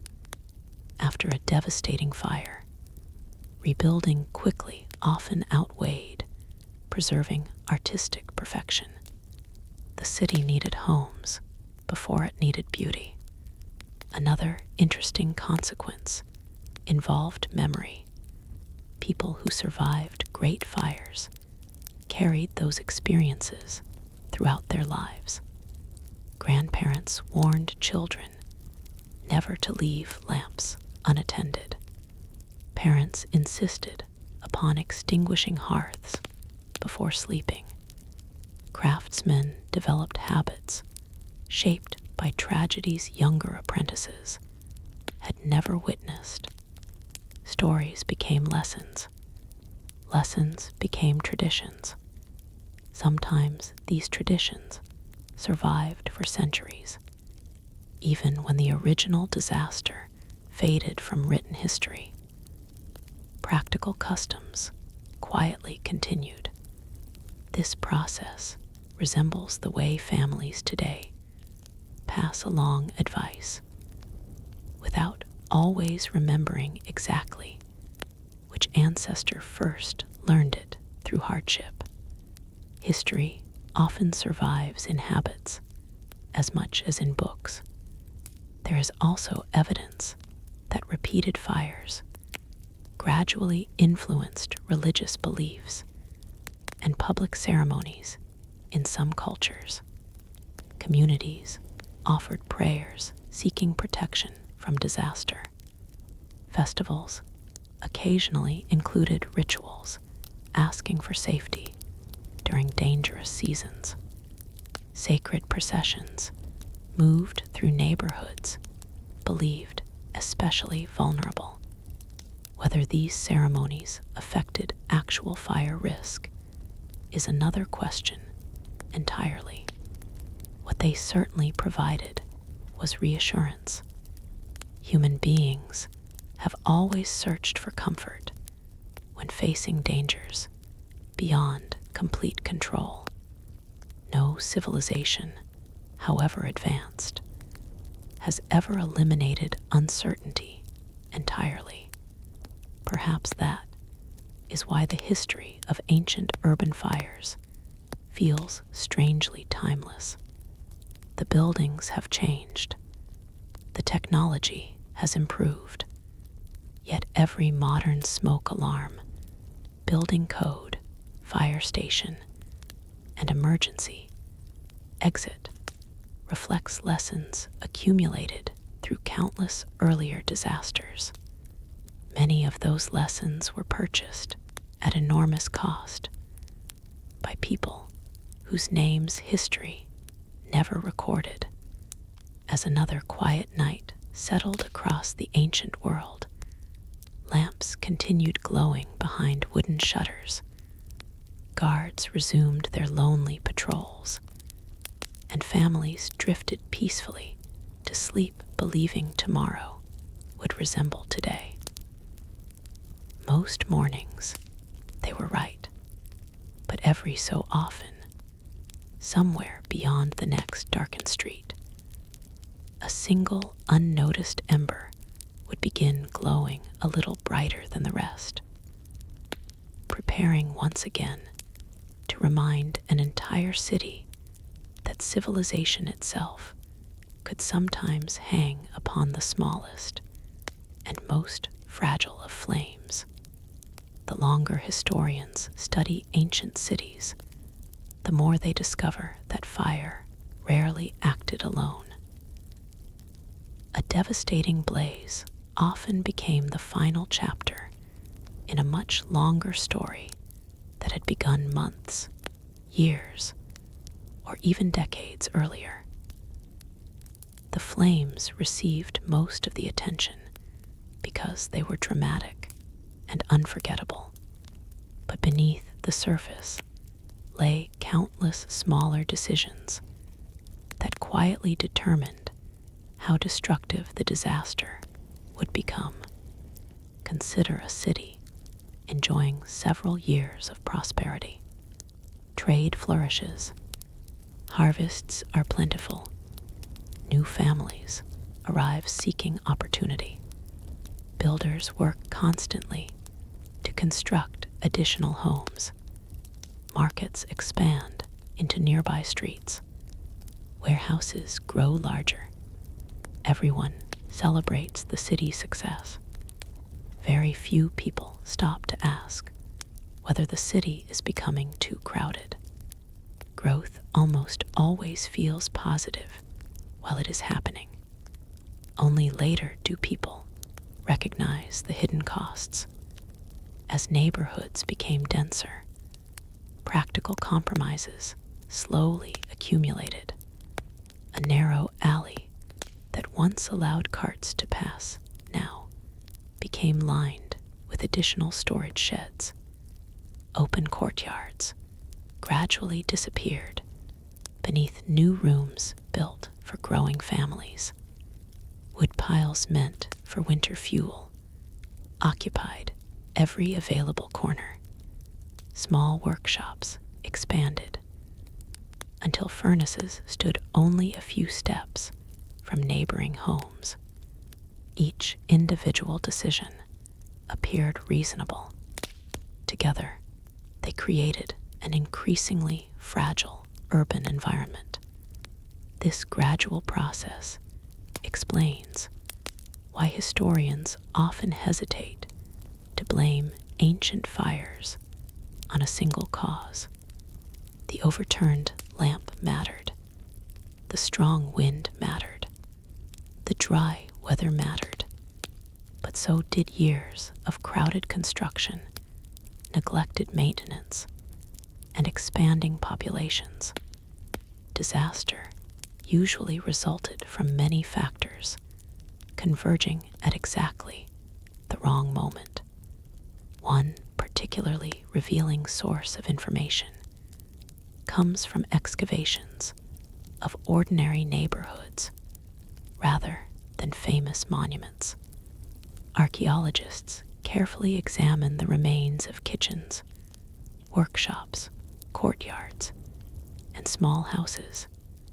There they find subtle clues about everyday life: charred grain inside storage jars, burned roof beams lying exactly where they collapsed, cooking pots still resting beside ancient hearths, iron tools fused together by intense heat. These discoveries rarely attract dramatic headlines, yet they reveal something extraordinarily valuable. They show how ordinary people actually lived. In one house, a family may have attempted to rescue valuable possessions before escaping. In another, nearly everything remained in place, suggesting the occupants fled with almost no warning. Elsewhere, doorways blocked by collapsed roofing indicate that escape routes vanished frighteningly quickly. Every excavation resembles an unfinished conversation with the past. The evidence speaks quietly. Historians must listen carefully. Sometimes fire even preserved food. Grain sealed inside collapsed storage rooms occasionally became carbonized rather than completely consumed. The burning removed moisture while preventing decay. Thousands of years later, researchers can still identify ancient crops and better understand what people cultivated, traded, and ate. Without those fires, such delicate evidence might have disappeared entirely. Again, history presents one of its strange contradictions. The same event that destroyed a household also preserved knowledge about that household for future generations. Ancient cities also faced another challenge rarely considered today. Domestic animals lived surprisingly close to people. Donkeys transported goods through crowded streets. Goats wandered into courtyards. Chickens scratched near kitchens. Oxen rested inside urban stables. Horses occupied valuable shelter close to military barracks or wealthy homes. During a major fire, frightened animals often panicked. A terrified horse pulling against its tether could damage nearby structures. Loose livestock blocked narrow escape routes. Flocks scattered unpredictably through smoky streets. Rescuing people became difficult enough. Managing frightened animals added another layer of chaos. Some historical descriptions mention citizens risking their own safety to release animals trapped inside burning buildings, not simply because they cared about them, though many certainly did. Animals represented enormous economic value. a healthy ox might determine whether a farming family successfully planted next season's crops. A merchant's horses made long-distance trade possible. Losing them meant losing future income as well as present property. The emotional and financial consequences became inseparable. Fire also changed cities politically. Major disasters sometimes exposed weaknesses in local leadership. Citizens asked difficult questions.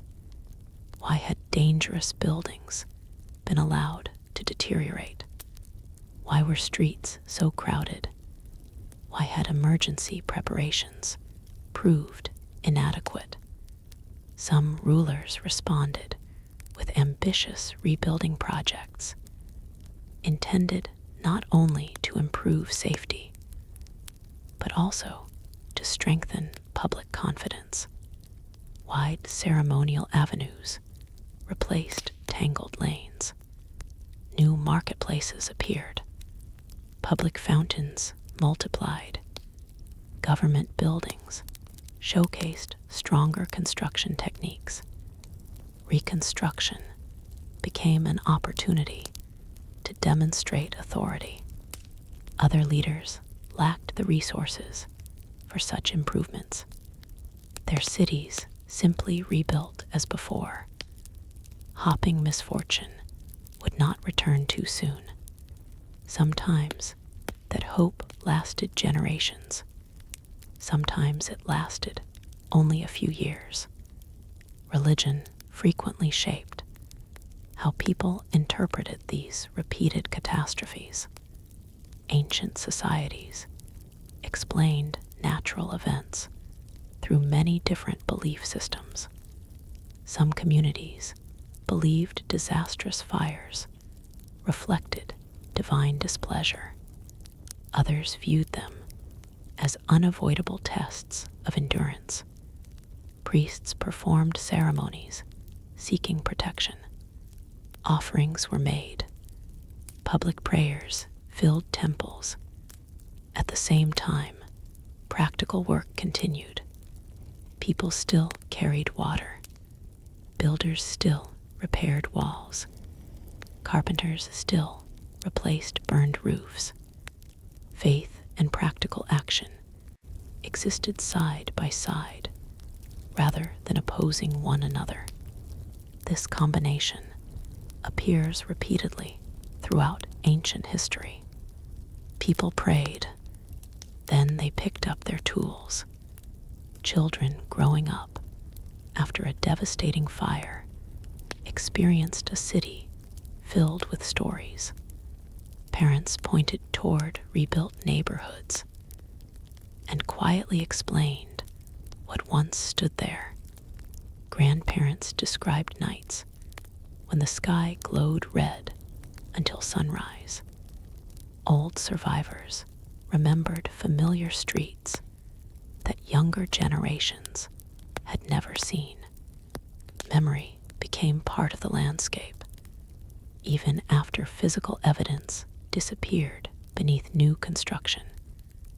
Personal stories preserved the past. Eventually, however, those eyewitnesses passed away.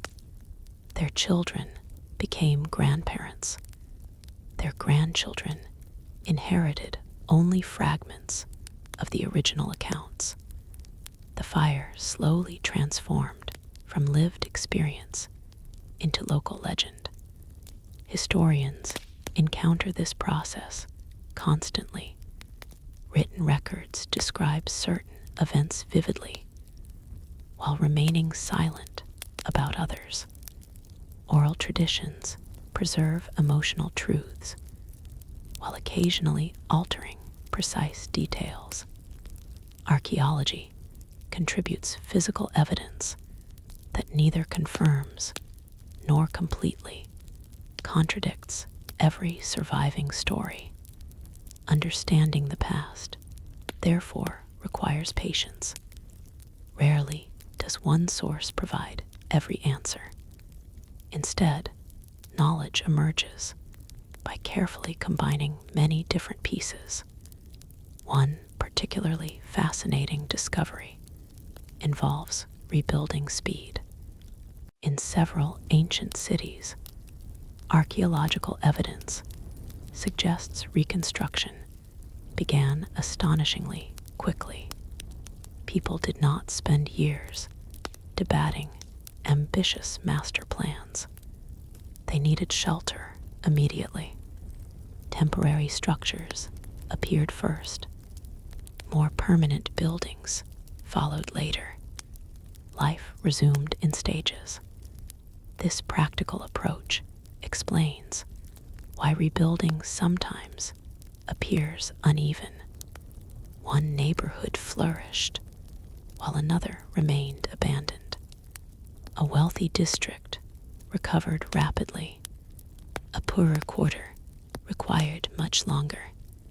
Recovery possessed no single timetable. It depended upon resources, leadership, geography, and simple determination.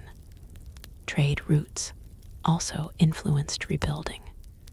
Cities occupying strategic locations often recovered faster because merchants had strong incentives to return. Ports reopened, markets resumed, taxes once again flowed into government treasuries. Economic activity funded additional reconstruction. Remote settlements, lacking such advantages, sometimes struggled for decades. Some never fully recovered at all. Their ruins gradually weathered beneath sun and rain until later civilizations built elsewhere. Today, archaeologists occasionally uncover these forgotten places, hidden beneath fields or desert sands.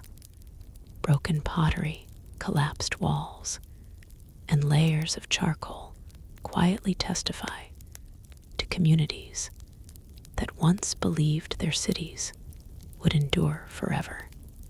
Perhaps the greatest lesson emerging from all these discoveries is remarkably simple. Ancient people were neither careless nor foolish. They understood fire better than we sometimes imagine. They respected it. They feared it. They developed practical methods to reduce danger. Yet they also recognized an unavoidable reality. Civilization itself depended upon controlled fire. Without it, there would be no baked bread, forged tools, fired pottery, heated homes, smelted metals, illuminated streets, or thriving industries. The same force capable of destroying cities also made cities possible. That paradox shaped urban history for thousands of years.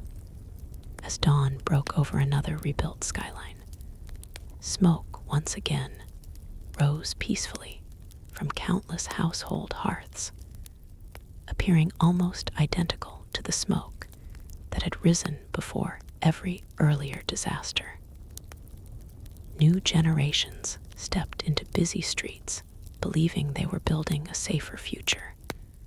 And in many ways they were.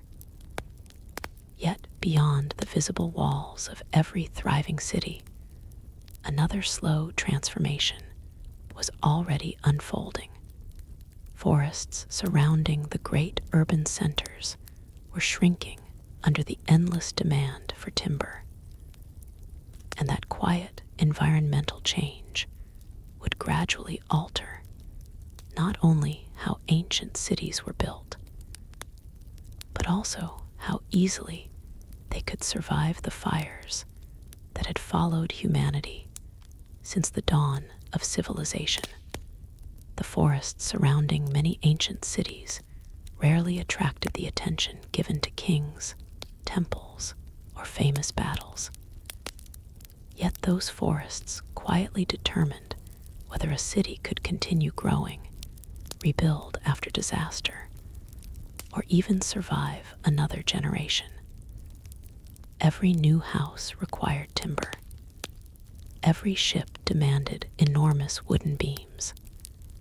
Every cart, bridge, warehouse, market stall, and defensive tower consumed more trees. Even cities built largely from stone depended upon forests in ways that were not immediately obvious. Without wood, ancient civilization simply could not function. This relationship became increasingly important after major fires. Imagine a city that has just lost several thousand homes. Rebuilding begins immediately. Carpenters calculate how many beams are required. Builders search for planks strong enough to support roofs. Merchants arrange shipments of timber from nearby forests. Within days, long lines of wagons begin leaving the city gates. Their destination is not another kingdom. It is the woodland beyond the horizon. There, woodcutters have already begun their work. Axes strike tree trunks from sunrise until evening. Branches are removed.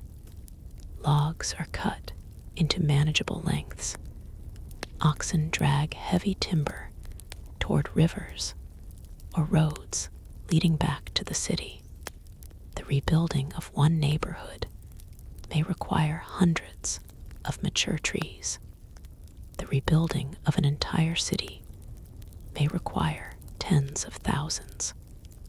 Most people living inside the walls rarely witnessed this process.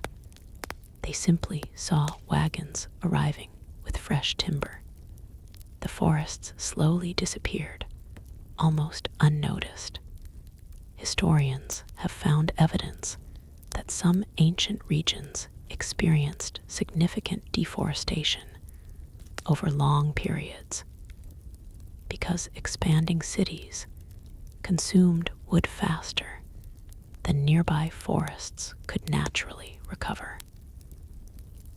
This was rarely the result of a single catastrophe. Instead, it happened gradually, year after year, generation after generation. One shipyard required timber. Another temple demanded cedar beams. A palace needed new roofing. Then a devastating fire suddenly multiplied demand beyond anything previously imagined. Wood became more expensive. Builders traveled farther to find suitable trees. Transport costs increased. Reconstruction slowed. In this way, fires produced consequences extending far beyond the city walls. They reshaped surrounding landscapes as well. Ancient Egypt provides an interesting example of this challenge. The Nile Valley itself contained relatively few large forests suitable for major construction projects. Egyptian builders therefore imported valuable timber, particularly cedar from the eastern Mediterranean, for important buildings and ships. Common houses relied heavily upon mud brick, but significant wooden components still remained essential. After destructive fires, replacing those materials required access to trade networks. If political instability interrupted commerce, rebuilding became far more difficult. A city's recovery therefore depended not only upon local effort, but also upon distant forests and reliable merchants. People seldom considered these connections during ordinary times. disaster suddenly made them impossible to ignore. The same pattern appeared throughout much of the ancient world. Greek city-states competed for access to quality timber needed for naval fleets.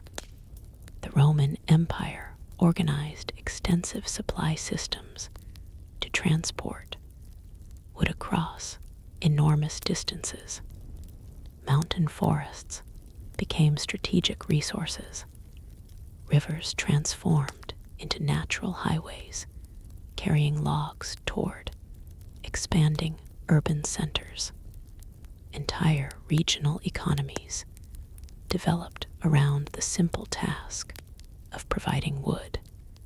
Fire increased demand dramatically. It also encouraged experimentation. Builders slowly began asking practical questions. Could certain buildings rely more heavily upon stone? Could roofs be designed differently? Could dangerous industries operate farther from crowded neighborhoods? None of these ideas appeared overnight. They emerged through centuries of accumulated experience. Each disaster taught painful lessons. Not every lesson was remembered. Enough survived to influence future generations. One fascinating archaeological observation concerns replacement timber. Researchers examining ancient structures sometimes identify wood originating from forests located surprisingly far away. This suggests nearby resources had become scarce. Instead of cutting trees a few miles outside the city, builders transported lumber across rivers, mountains, or even seas. Such journeys required organization, labor, animals, ships, and considerable expense. Every replacement beam represented an investment. After repeated fires, those investments became increasingly substantial. Ordinary citizens noticed these changes in practical ways. House repairs became more expensive. Construction projects required additional time. Certain types of wood gradually became luxuries reserved for temples, government buildings, or wealthy households. Less prosperous families adapted by using smaller timbers, recycled materials, or simpler designs. Recycling became remarkably common. A beam surviving one fire might support another house. A partially burned door could become flooring. Broken furniture transformed into firewood. Nothing useful remained unused for long. This habit of careful reuse explains why archaeologists sometimes struggle to reconstruct ancient wooden architecture. Later generations recycled much of it. The most valuable pieces simply disappeared into newer buildings. Fire also influenced artistic expression in unexpected ways. Several civilizations developed decorative techniques intended to protect exposed wood from weather, insects, and gradual decay. Paints, oils, and surface treatments extended the lifespan of buildings. Their primary purpose was preservation rather than fire prevention. Yet well-maintained structures sometimes proved easier to repair after minor accidents. Ancient craftsmen understood maintenance as an ongoing responsibility rather than a single event completed after construction. A neglected roof eventually leaked. A leaking roof weakened beams. Weakened beams collapsed more easily during fire. Small problems quietly became larger ones. Another consequence of repeated rebuilding involved urban memory. Cities slowly lost visible connections to their earliest history. Imagine a temple standing for 400 years. A major fire destroys its wooden roof. The walls survive. Builders replace the roof. Another century passes. A second fire damages interior decorations. Those are replaced too. Several generations later, very little of the original structure remains, except portions of the stone foundation. Citizens still consider it the same temple. Architecturally, however, it has become a collection of many different rebuilding campaigns layered across centuries. This gradual transformation occurred in countless ancient cities. Places remained familiar, even while constantly changing. The process resembles an old family home, repaired repeatedly over generations. New windows replace old ones. The roof changes. Floors are rebuilt. Walls are repaired. Eventually, almost every component has been renewed. Yet the family continues calling it the same house. Identity survives despite continual reconstruction. Travelers occasionally commented upon these evolving cities. Someone returning after decades away might recognize the general layout, while discovering entirely new neighborhoods where burned districts once stood. Fresh marketplaces replaced older ones. Different rulers introduced new monuments. Wider streets appeared after reconstruction. Urban landscapes evolved quietly, shaped as much by disaster as by deliberate planning. For merchants, rebuilding often created opportunity alongside hardship. Construction required enormous quantities of tools: pottery, textiles, rope, nails, carts, food, and skilled labor. Blacksmiths forged replacement hardware. Potters produced thousands of storage jars. Stone masons found steady employment. Carpenters worked continuously. Economic activity surged despite the tragedy that had made it necessary. Recovery itself became an industry. This does not mean fires benefited cities overall. The losses remained immense.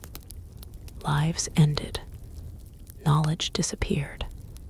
Treasured possessions vanished forever. Yet human societies possess a remarkable ability to transform necessity into renewed activity. People adapted because survival demanded adaptation.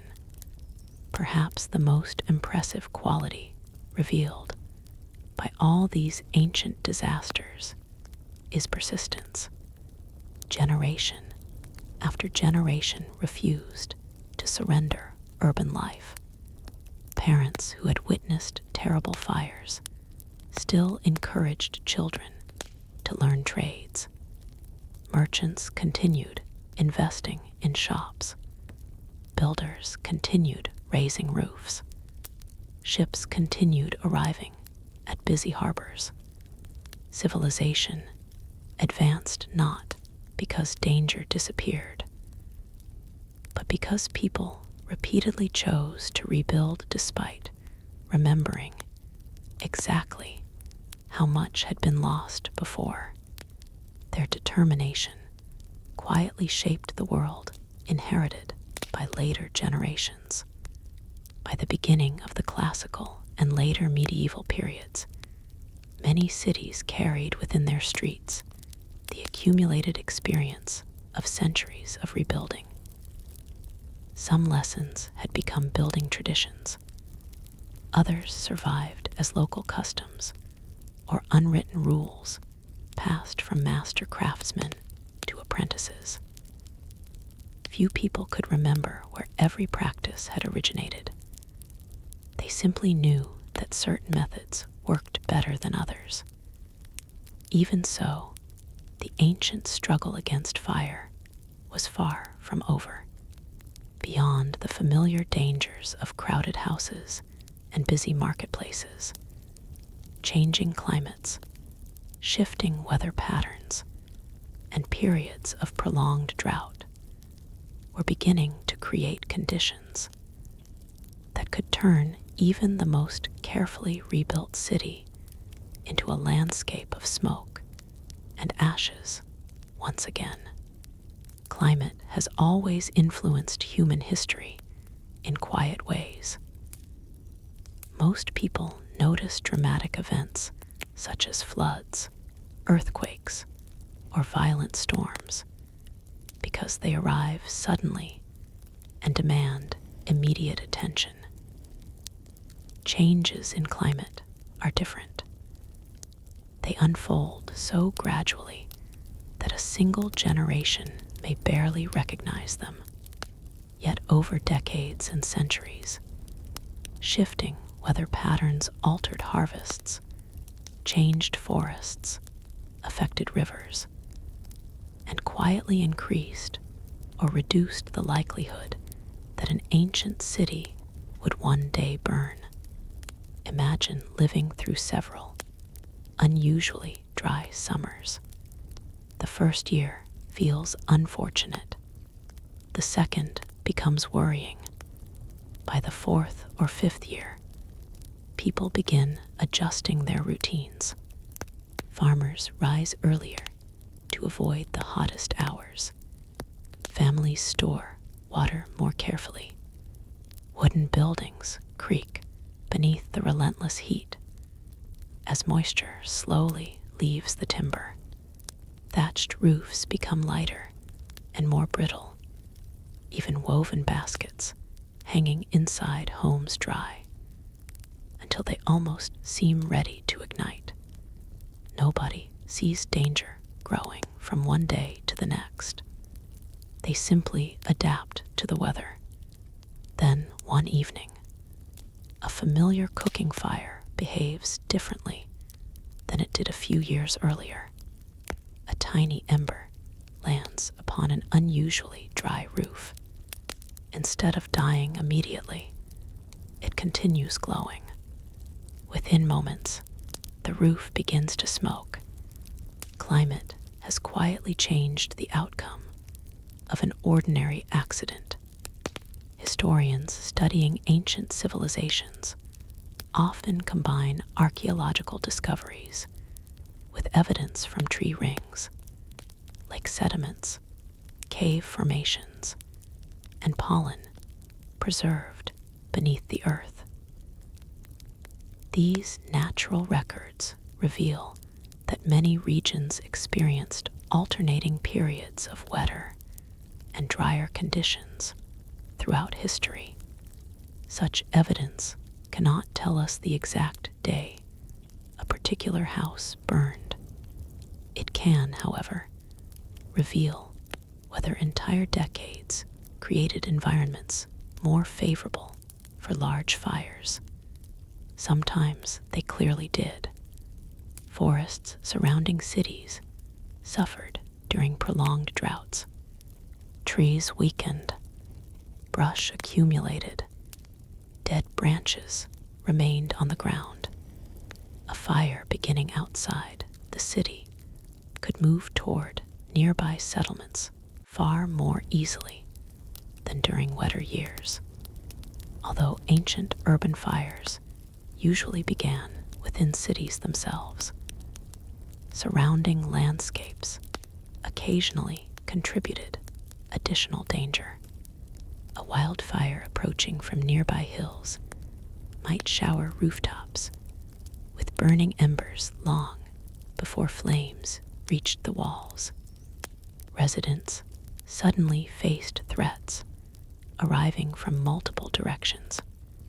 The city defended itself against an enemy that possessed no army, no commander, and no desire except to keep burning. One particularly interesting aspect of ancient climate is that people understood seasonal patterns remarkably well, even without modern science. Farmers observed rainfall carefully. Sailors watched prevailing winds. Builders knew which months dried timber most effectively.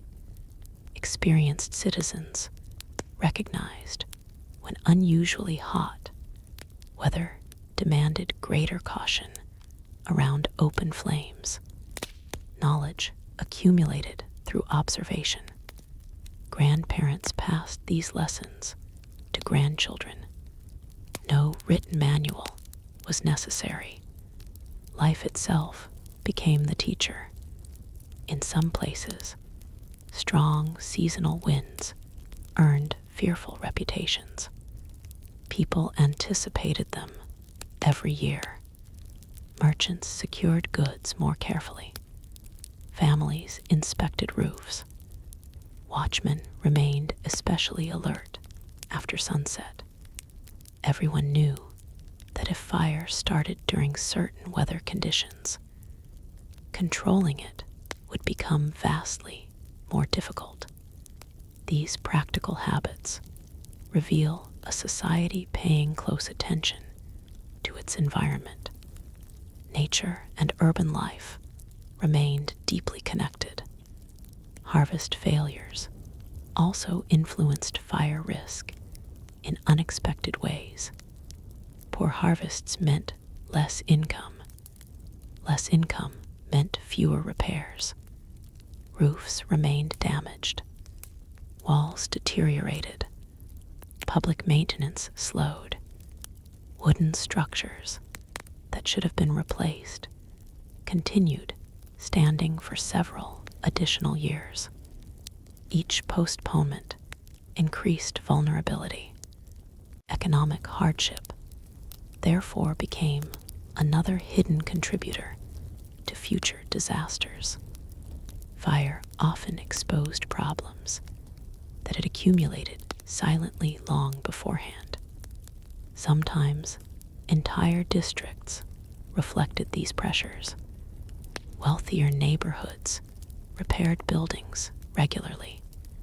Poorer districts postponed maintenance whenever possible. The physical appearance of a city, therefore, revealed its economic health. Fresh timber suggested prosperity. Sagging roofs hinted at difficult times.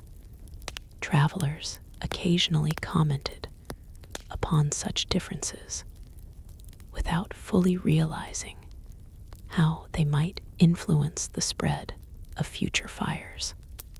Political instability produced similar effects.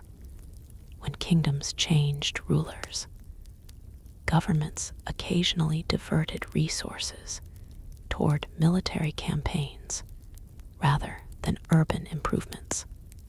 City walls received attention. Barracks expanded. Roads supporting armies were repaired. Meanwhile, drainage systems clogged. Public wells deteriorated. Firefighting equipment aged without replacement. No single neglected repair guaranteed disaster. Together, however, these small omissions gradually weakened urban resilience. Archaeologists frequently emphasize that cities are systems rather than collections of isolated buildings. Water supplies connect neighborhoods. Roads influence movement. Markets distribute food. Workshops support construction. A failure in one part eventually affects many others. Fire simply made those hidden connections visible. Another remarkable observation comes from the study of ancient roof construction. Different regions favored different materials depending upon local resources. Some communities relied heavily upon reeds. Others preferred wooden shingles. Clay roof tiles became increasingly common in certain prosperous areas. Each choice carried advantages and disadvantages. Thatched roofs insulated homes effectively, but burned readily. Clay tiles resisted flames better, yet the wooden framework supporting them remained vulnerable. Heavy tiles could also collapse into buildings once supporting beams failed. Even improvements introduced fresh challenges. History rarely offers perfect solutions, only better compromises. The rhythm of daily life also shifted with the seasons. During colder months, household fires burned longer. Additional fuel warmed families through chilly nights. More smoke filled the air. More embers escaped chimneys or roof openings. Winter, therefore, brought its own unique risks, despite increased moisture in many regions. Summer emphasized dryness. Winter emphasized constant heating. Every season demanded different forms of caution. Children growing up in ancient cities likely learned these rhythms almost instinctively. Stay away from the hearth. Do not play with oil lamps. Help carry water. Close shutters before strong winds arrive. Simple instructions, repeated countless times across generations, became part of ordinary childhood. Most children obeyed. Occasionally, one forgot. Accidents rarely announced themselves in advance. One fascinating discovery involves ancient legal codes. Several civilizations established rules concerning responsibility when fires spread from one property to another. Although the details varied widely, these laws reveal something important. Urban fires occurred often enough to require legal consideration. Communities debated questions that sound surprisingly familiar today. Who should pay for damages? Was the accident unavoidable? Did negligence contribute? Should rebuilding follow previous boundaries? These discussions remind us that ancient societies confronted practical civic problems with thoughtful legal systems rather than simple improvisation. They sought fairness, even amid catastrophe. As centuries passed, cities accumulated invisible layers of experience. Builders remembered which materials lasted longest. Merchants learned safer storage methods. Officials refined emergency responses. Families adopted careful household habits. Progress occurred quietly. No single innovation solved the problem. Instead, countless modest improvements gradually reduced certain dangers, while new ones emerged alongside growing populations. This slow evolution reflects one of history's most enduring patterns. Human beings rarely eliminate risk entirely. They learn to manage it better. Perhaps that is the true story hidden beneath the ashes of ancient cities. Not merely repeated destruction, repeated adaptation. Civilizations endured because ordinary people observed, remembered, adjusted, and taught the next generation. Knowledge became as valuable as stone walls or strong gates, sometimes even more valuable. As another cycle of seasons unfolded, rain eventually returned to some regions, while drought lingered in others. Forests slowly recovered where conditions allowed, and fresh timber once again reached the cities that needed it most.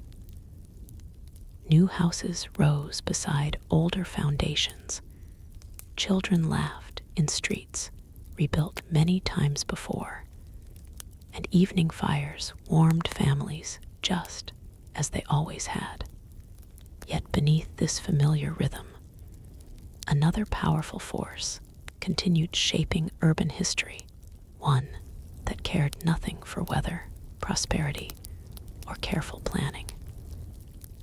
Time itself was steadily transforming every beam, every roof, every wall, and every forgotten repair, ensuring that even the strongest cities would one day face the same ancient question once again. Could they rebuild one more time? Time is perhaps the quietest force in history. Unlike invading armies or roaring fires, it never announces its arrival. It simply continues its patient work, day after day, season after season, until even the strongest buildings begin to change in ways that are almost impossible to notice. Ancient people understood this far better than we sometimes imagine. They knew that a house was never truly finished. The day construction ended, maintenance began. Walk through any thriving ancient city after several decades of peace, and you would see countless small repairs taking place everywhere. A carpenter replaces a cracked doorframe. A mason fills gaps where mortar has begun to crumble. A roofer carefully removes damaged tiles before the rainy season. A blacksmith forges new iron hinges for a warehouse entrance. None of these jobs appear especially important on their own. Together, however, they determine whether an entire neighborhood remains safe for another generation. Wood changes constantly. It expands when damp. It shrinks when dry. It twists beneath years of changing temperatures. Tiny insects bore into hidden sections of beams. Fungi slowly weaken timber, exposed to moisture. The damage often remains invisible until someone climbs into the roof and discovers that a beam appearing perfectly healthy from below has quietly become fragile inside. Ancient builders learned to recognize many of these warning signs through experience. They tapped beams with wooden mallets, listening carefully to the sound. Solid timber produced one tone. Decaying wood produced another. Generations of carpenters developed remarkable skill without possessing modern scientific explanations. Their knowledge came from observation rather than laboratories. The greatest challenge was not identifying damage. It was finding the resources to repair it. Imagine a modest family living in a busy neighborhood. The roof begins leaking during heavy rain. The father knows several beams should probably be replaced before winter. Unfortunately, the harvest has been poor. Money is scarce. Food must come first. The repairs are postponed until next year. Next year brings another expense. Perhaps a daughter marries. Perhaps taxes increase. Perhaps illness visits the household. Again, the repairs wait. Years pass. The weakened roof remains standing. Then one evening, sparks from a nearby chimney settle upon the aging timbers. What might once have been a minor incident becomes something much more dangerous because necessary maintenance had quietly been delayed for reasons entirely understandable. This story probably repeated itself countless times across the ancient world, not because people ignored danger, because survival required difficult choices. Historians often emphasize the importance of grand political decisions. Yet, ordinary household economics shaped cities just as profoundly. A wealthy neighborhood generally repaired buildings more quickly. A struggling district postponed maintenance. The physical condition of a city, therefore, reflected its economic fortunes as much as its architectural traditions. One fascinating clue comes from excavated roof tiles. Archaeologists sometimes find tiles bearing repair marks made centuries after their original manufacture. Rather than discarding damaged materials, ancient builders frequently patched, reshaped, or reused them. This careful conservation reflects both practicality and necessity. New materials required money. Old materials still possessed value. The same philosophy extended to timber. If the center of a beam remained strong, damaged ends might simply be cut away. Shorter beams found new purposes. Nothing useful disappeared willingly. This culture of reuse helped cities survive. It also produced unexpectedly complicated buildings. A single house might contain wood cut during several different generations. Some beams could have supported an earlier structure, destroyed by fire decades before.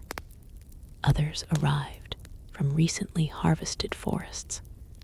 The building quietly carried pieces of many different histories. Archaeologists occasionally identify this through tree ring analysis, discovering that neighboring timbers sometimes originated decades apart. Ancient houses evolved gradually rather than appearing all at once. Markets reflected similar patterns. A merchant whose shop prospered might add another room. His son later expanded storage space. His grandson rebuilt the entrance after storm damage. By the fourth generation, the business occupied a structure almost entirely different from the original shop. Although everyone still referred to it by the same family name, cities changed in exactly this way, continuously, patiently, almost invisibly. Fire interrupted that slow evolution. Instead of replacing one beam this year and another next year, entire neighborhoods suddenly required complete reconstruction. The contrast between gradual maintenance and sudden disaster shaped urban history. One proceeded quietly, the other arrived all at once. Ancient insurance, where it existed in limited forms through partnerships or shared commercial ventures, could soften financial losses for certain wealthy merchants.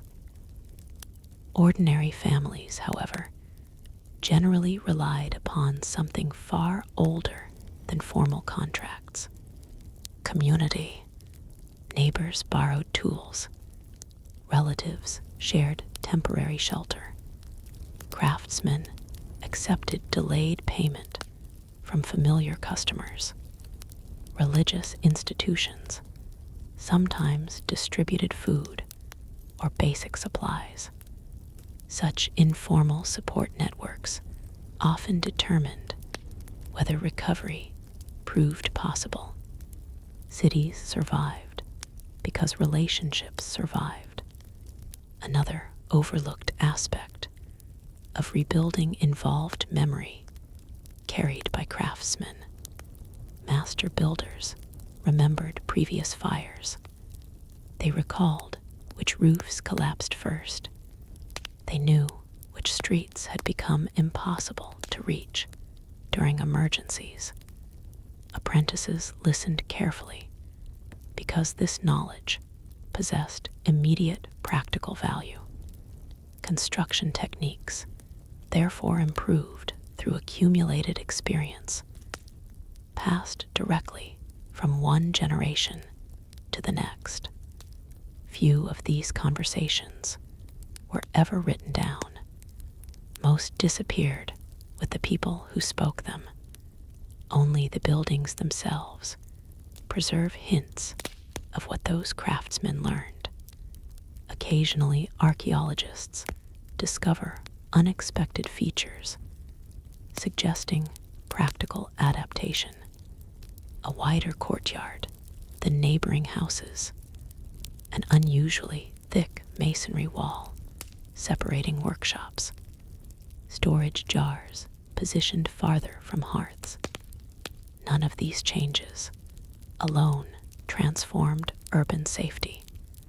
Together, they reveal thoughtful attempts to reduce familiar dangers. Ancient people were constantly experimenting, not through formal engineering schools, through lived experience. The city itself became their classroom. Children absorbed these lessons almost without realizing it. A young boy helping his father repair a roof learned how dry timber sounded beneath a hammer.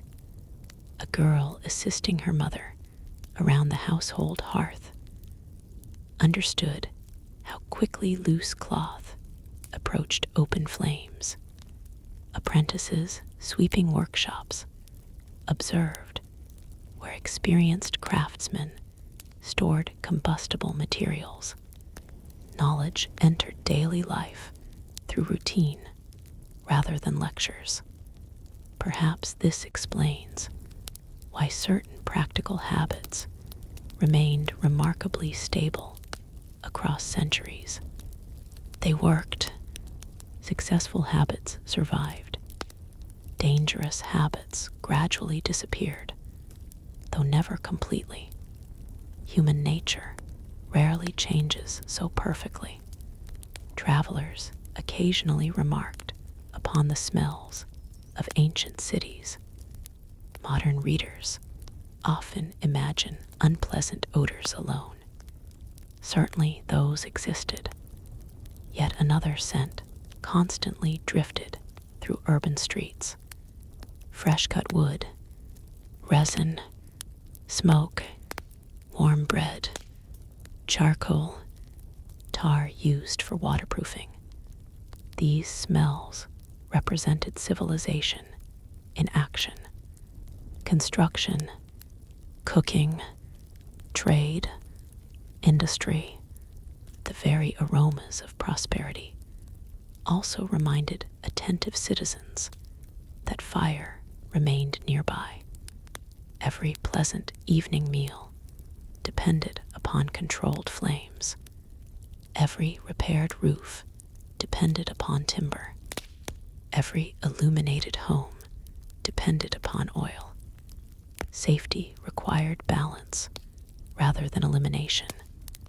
The remarkable endurance of ancient cities demonstrates that this balance, though imperfect, generally succeeded. If it had not, urban civilization could never have expanded across continents. Most days ended peacefully. Most hearths remained safely contained. Most workshops completed their work without incident. History, naturally, remembers the catastrophic exceptions. Ordinary evenings left few records, yet they formed the overwhelming majority of urban life. For every famous fire remembered in chronicles, thousands of quiet nights passed without disaster. This perspective matters. Ancient cities were dangerous. They were not constantly burning.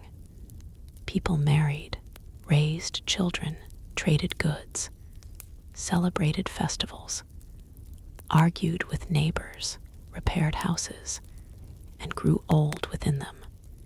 Fire remained an ever-present possibility, rather than an everyday certainty.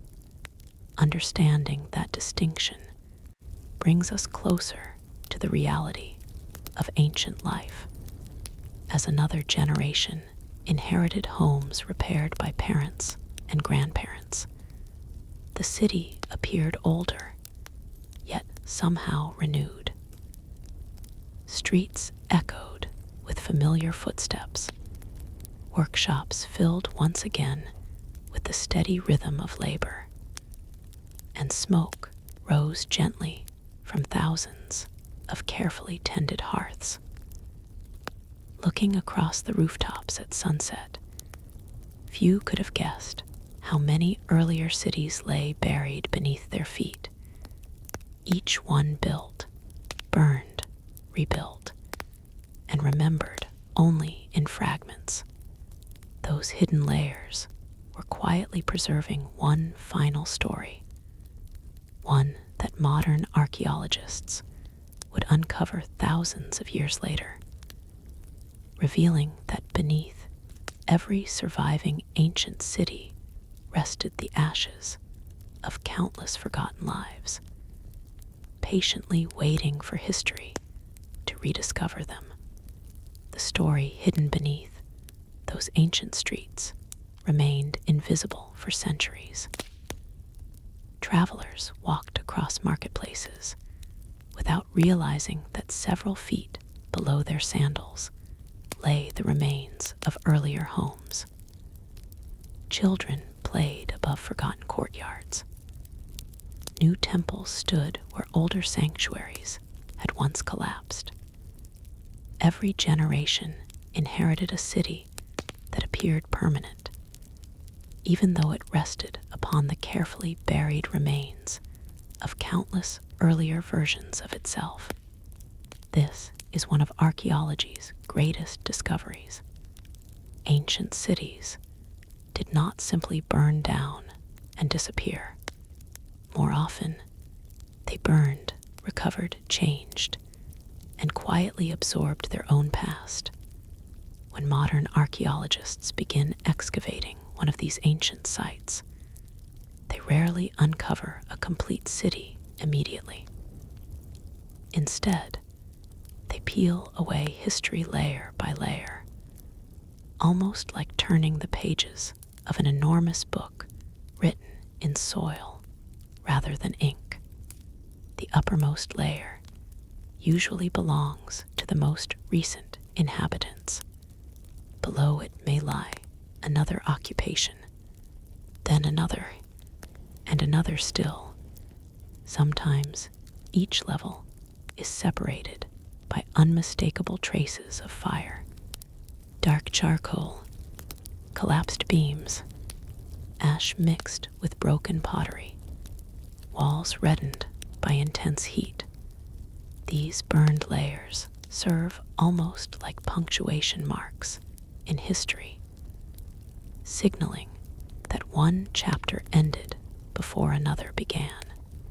Yet they also tell a more hopeful story. People kept returning.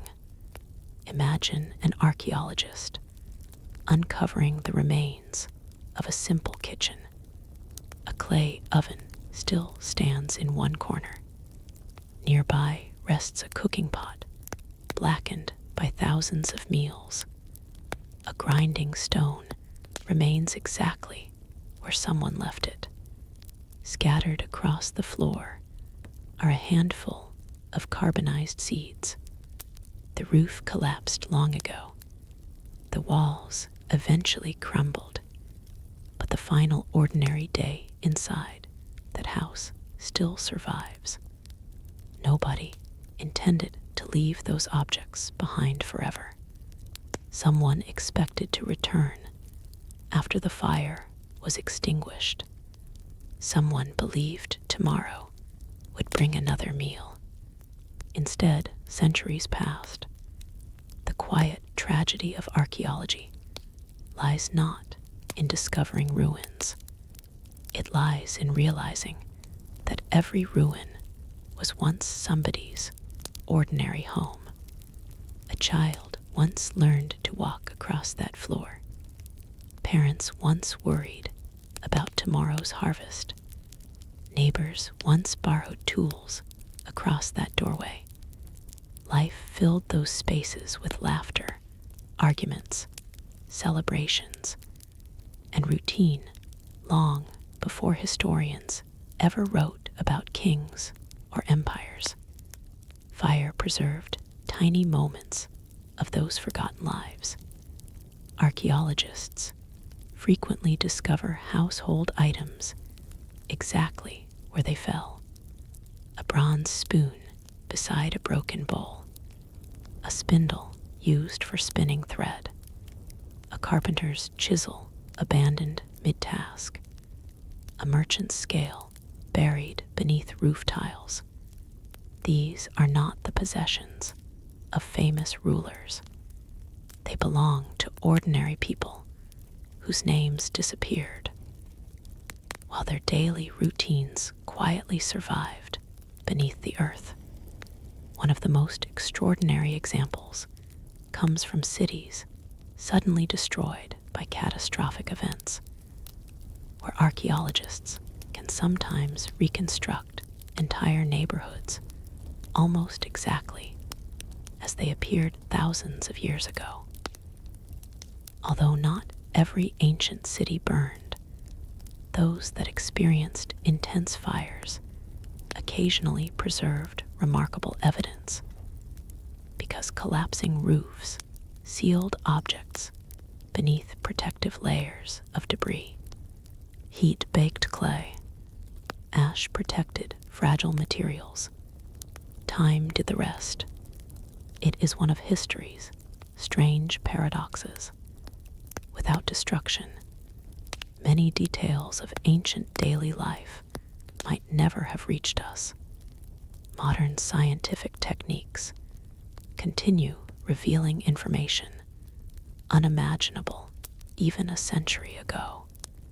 Microscopes identify tiny fragments of burned grain.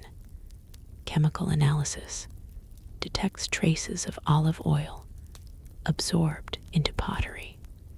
Tree ring studies estimate when wooden beams were cut. Microscopic charcoal reveals which kinds of trees supplied timber. Even ancient smoke leaves clues. Every burned object contributes another sentence to a story interrupted thousands of years earlier. Researchers rarely rely upon one discovery alone. Instead, they combine hundreds of small observations.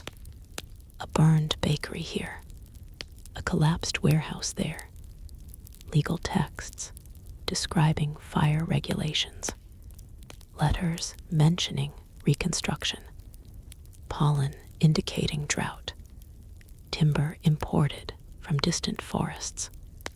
Gradually, a clearer picture emerges. Ancient cities did not keep burning because their inhabitants lacked intelligence. Quite the opposite.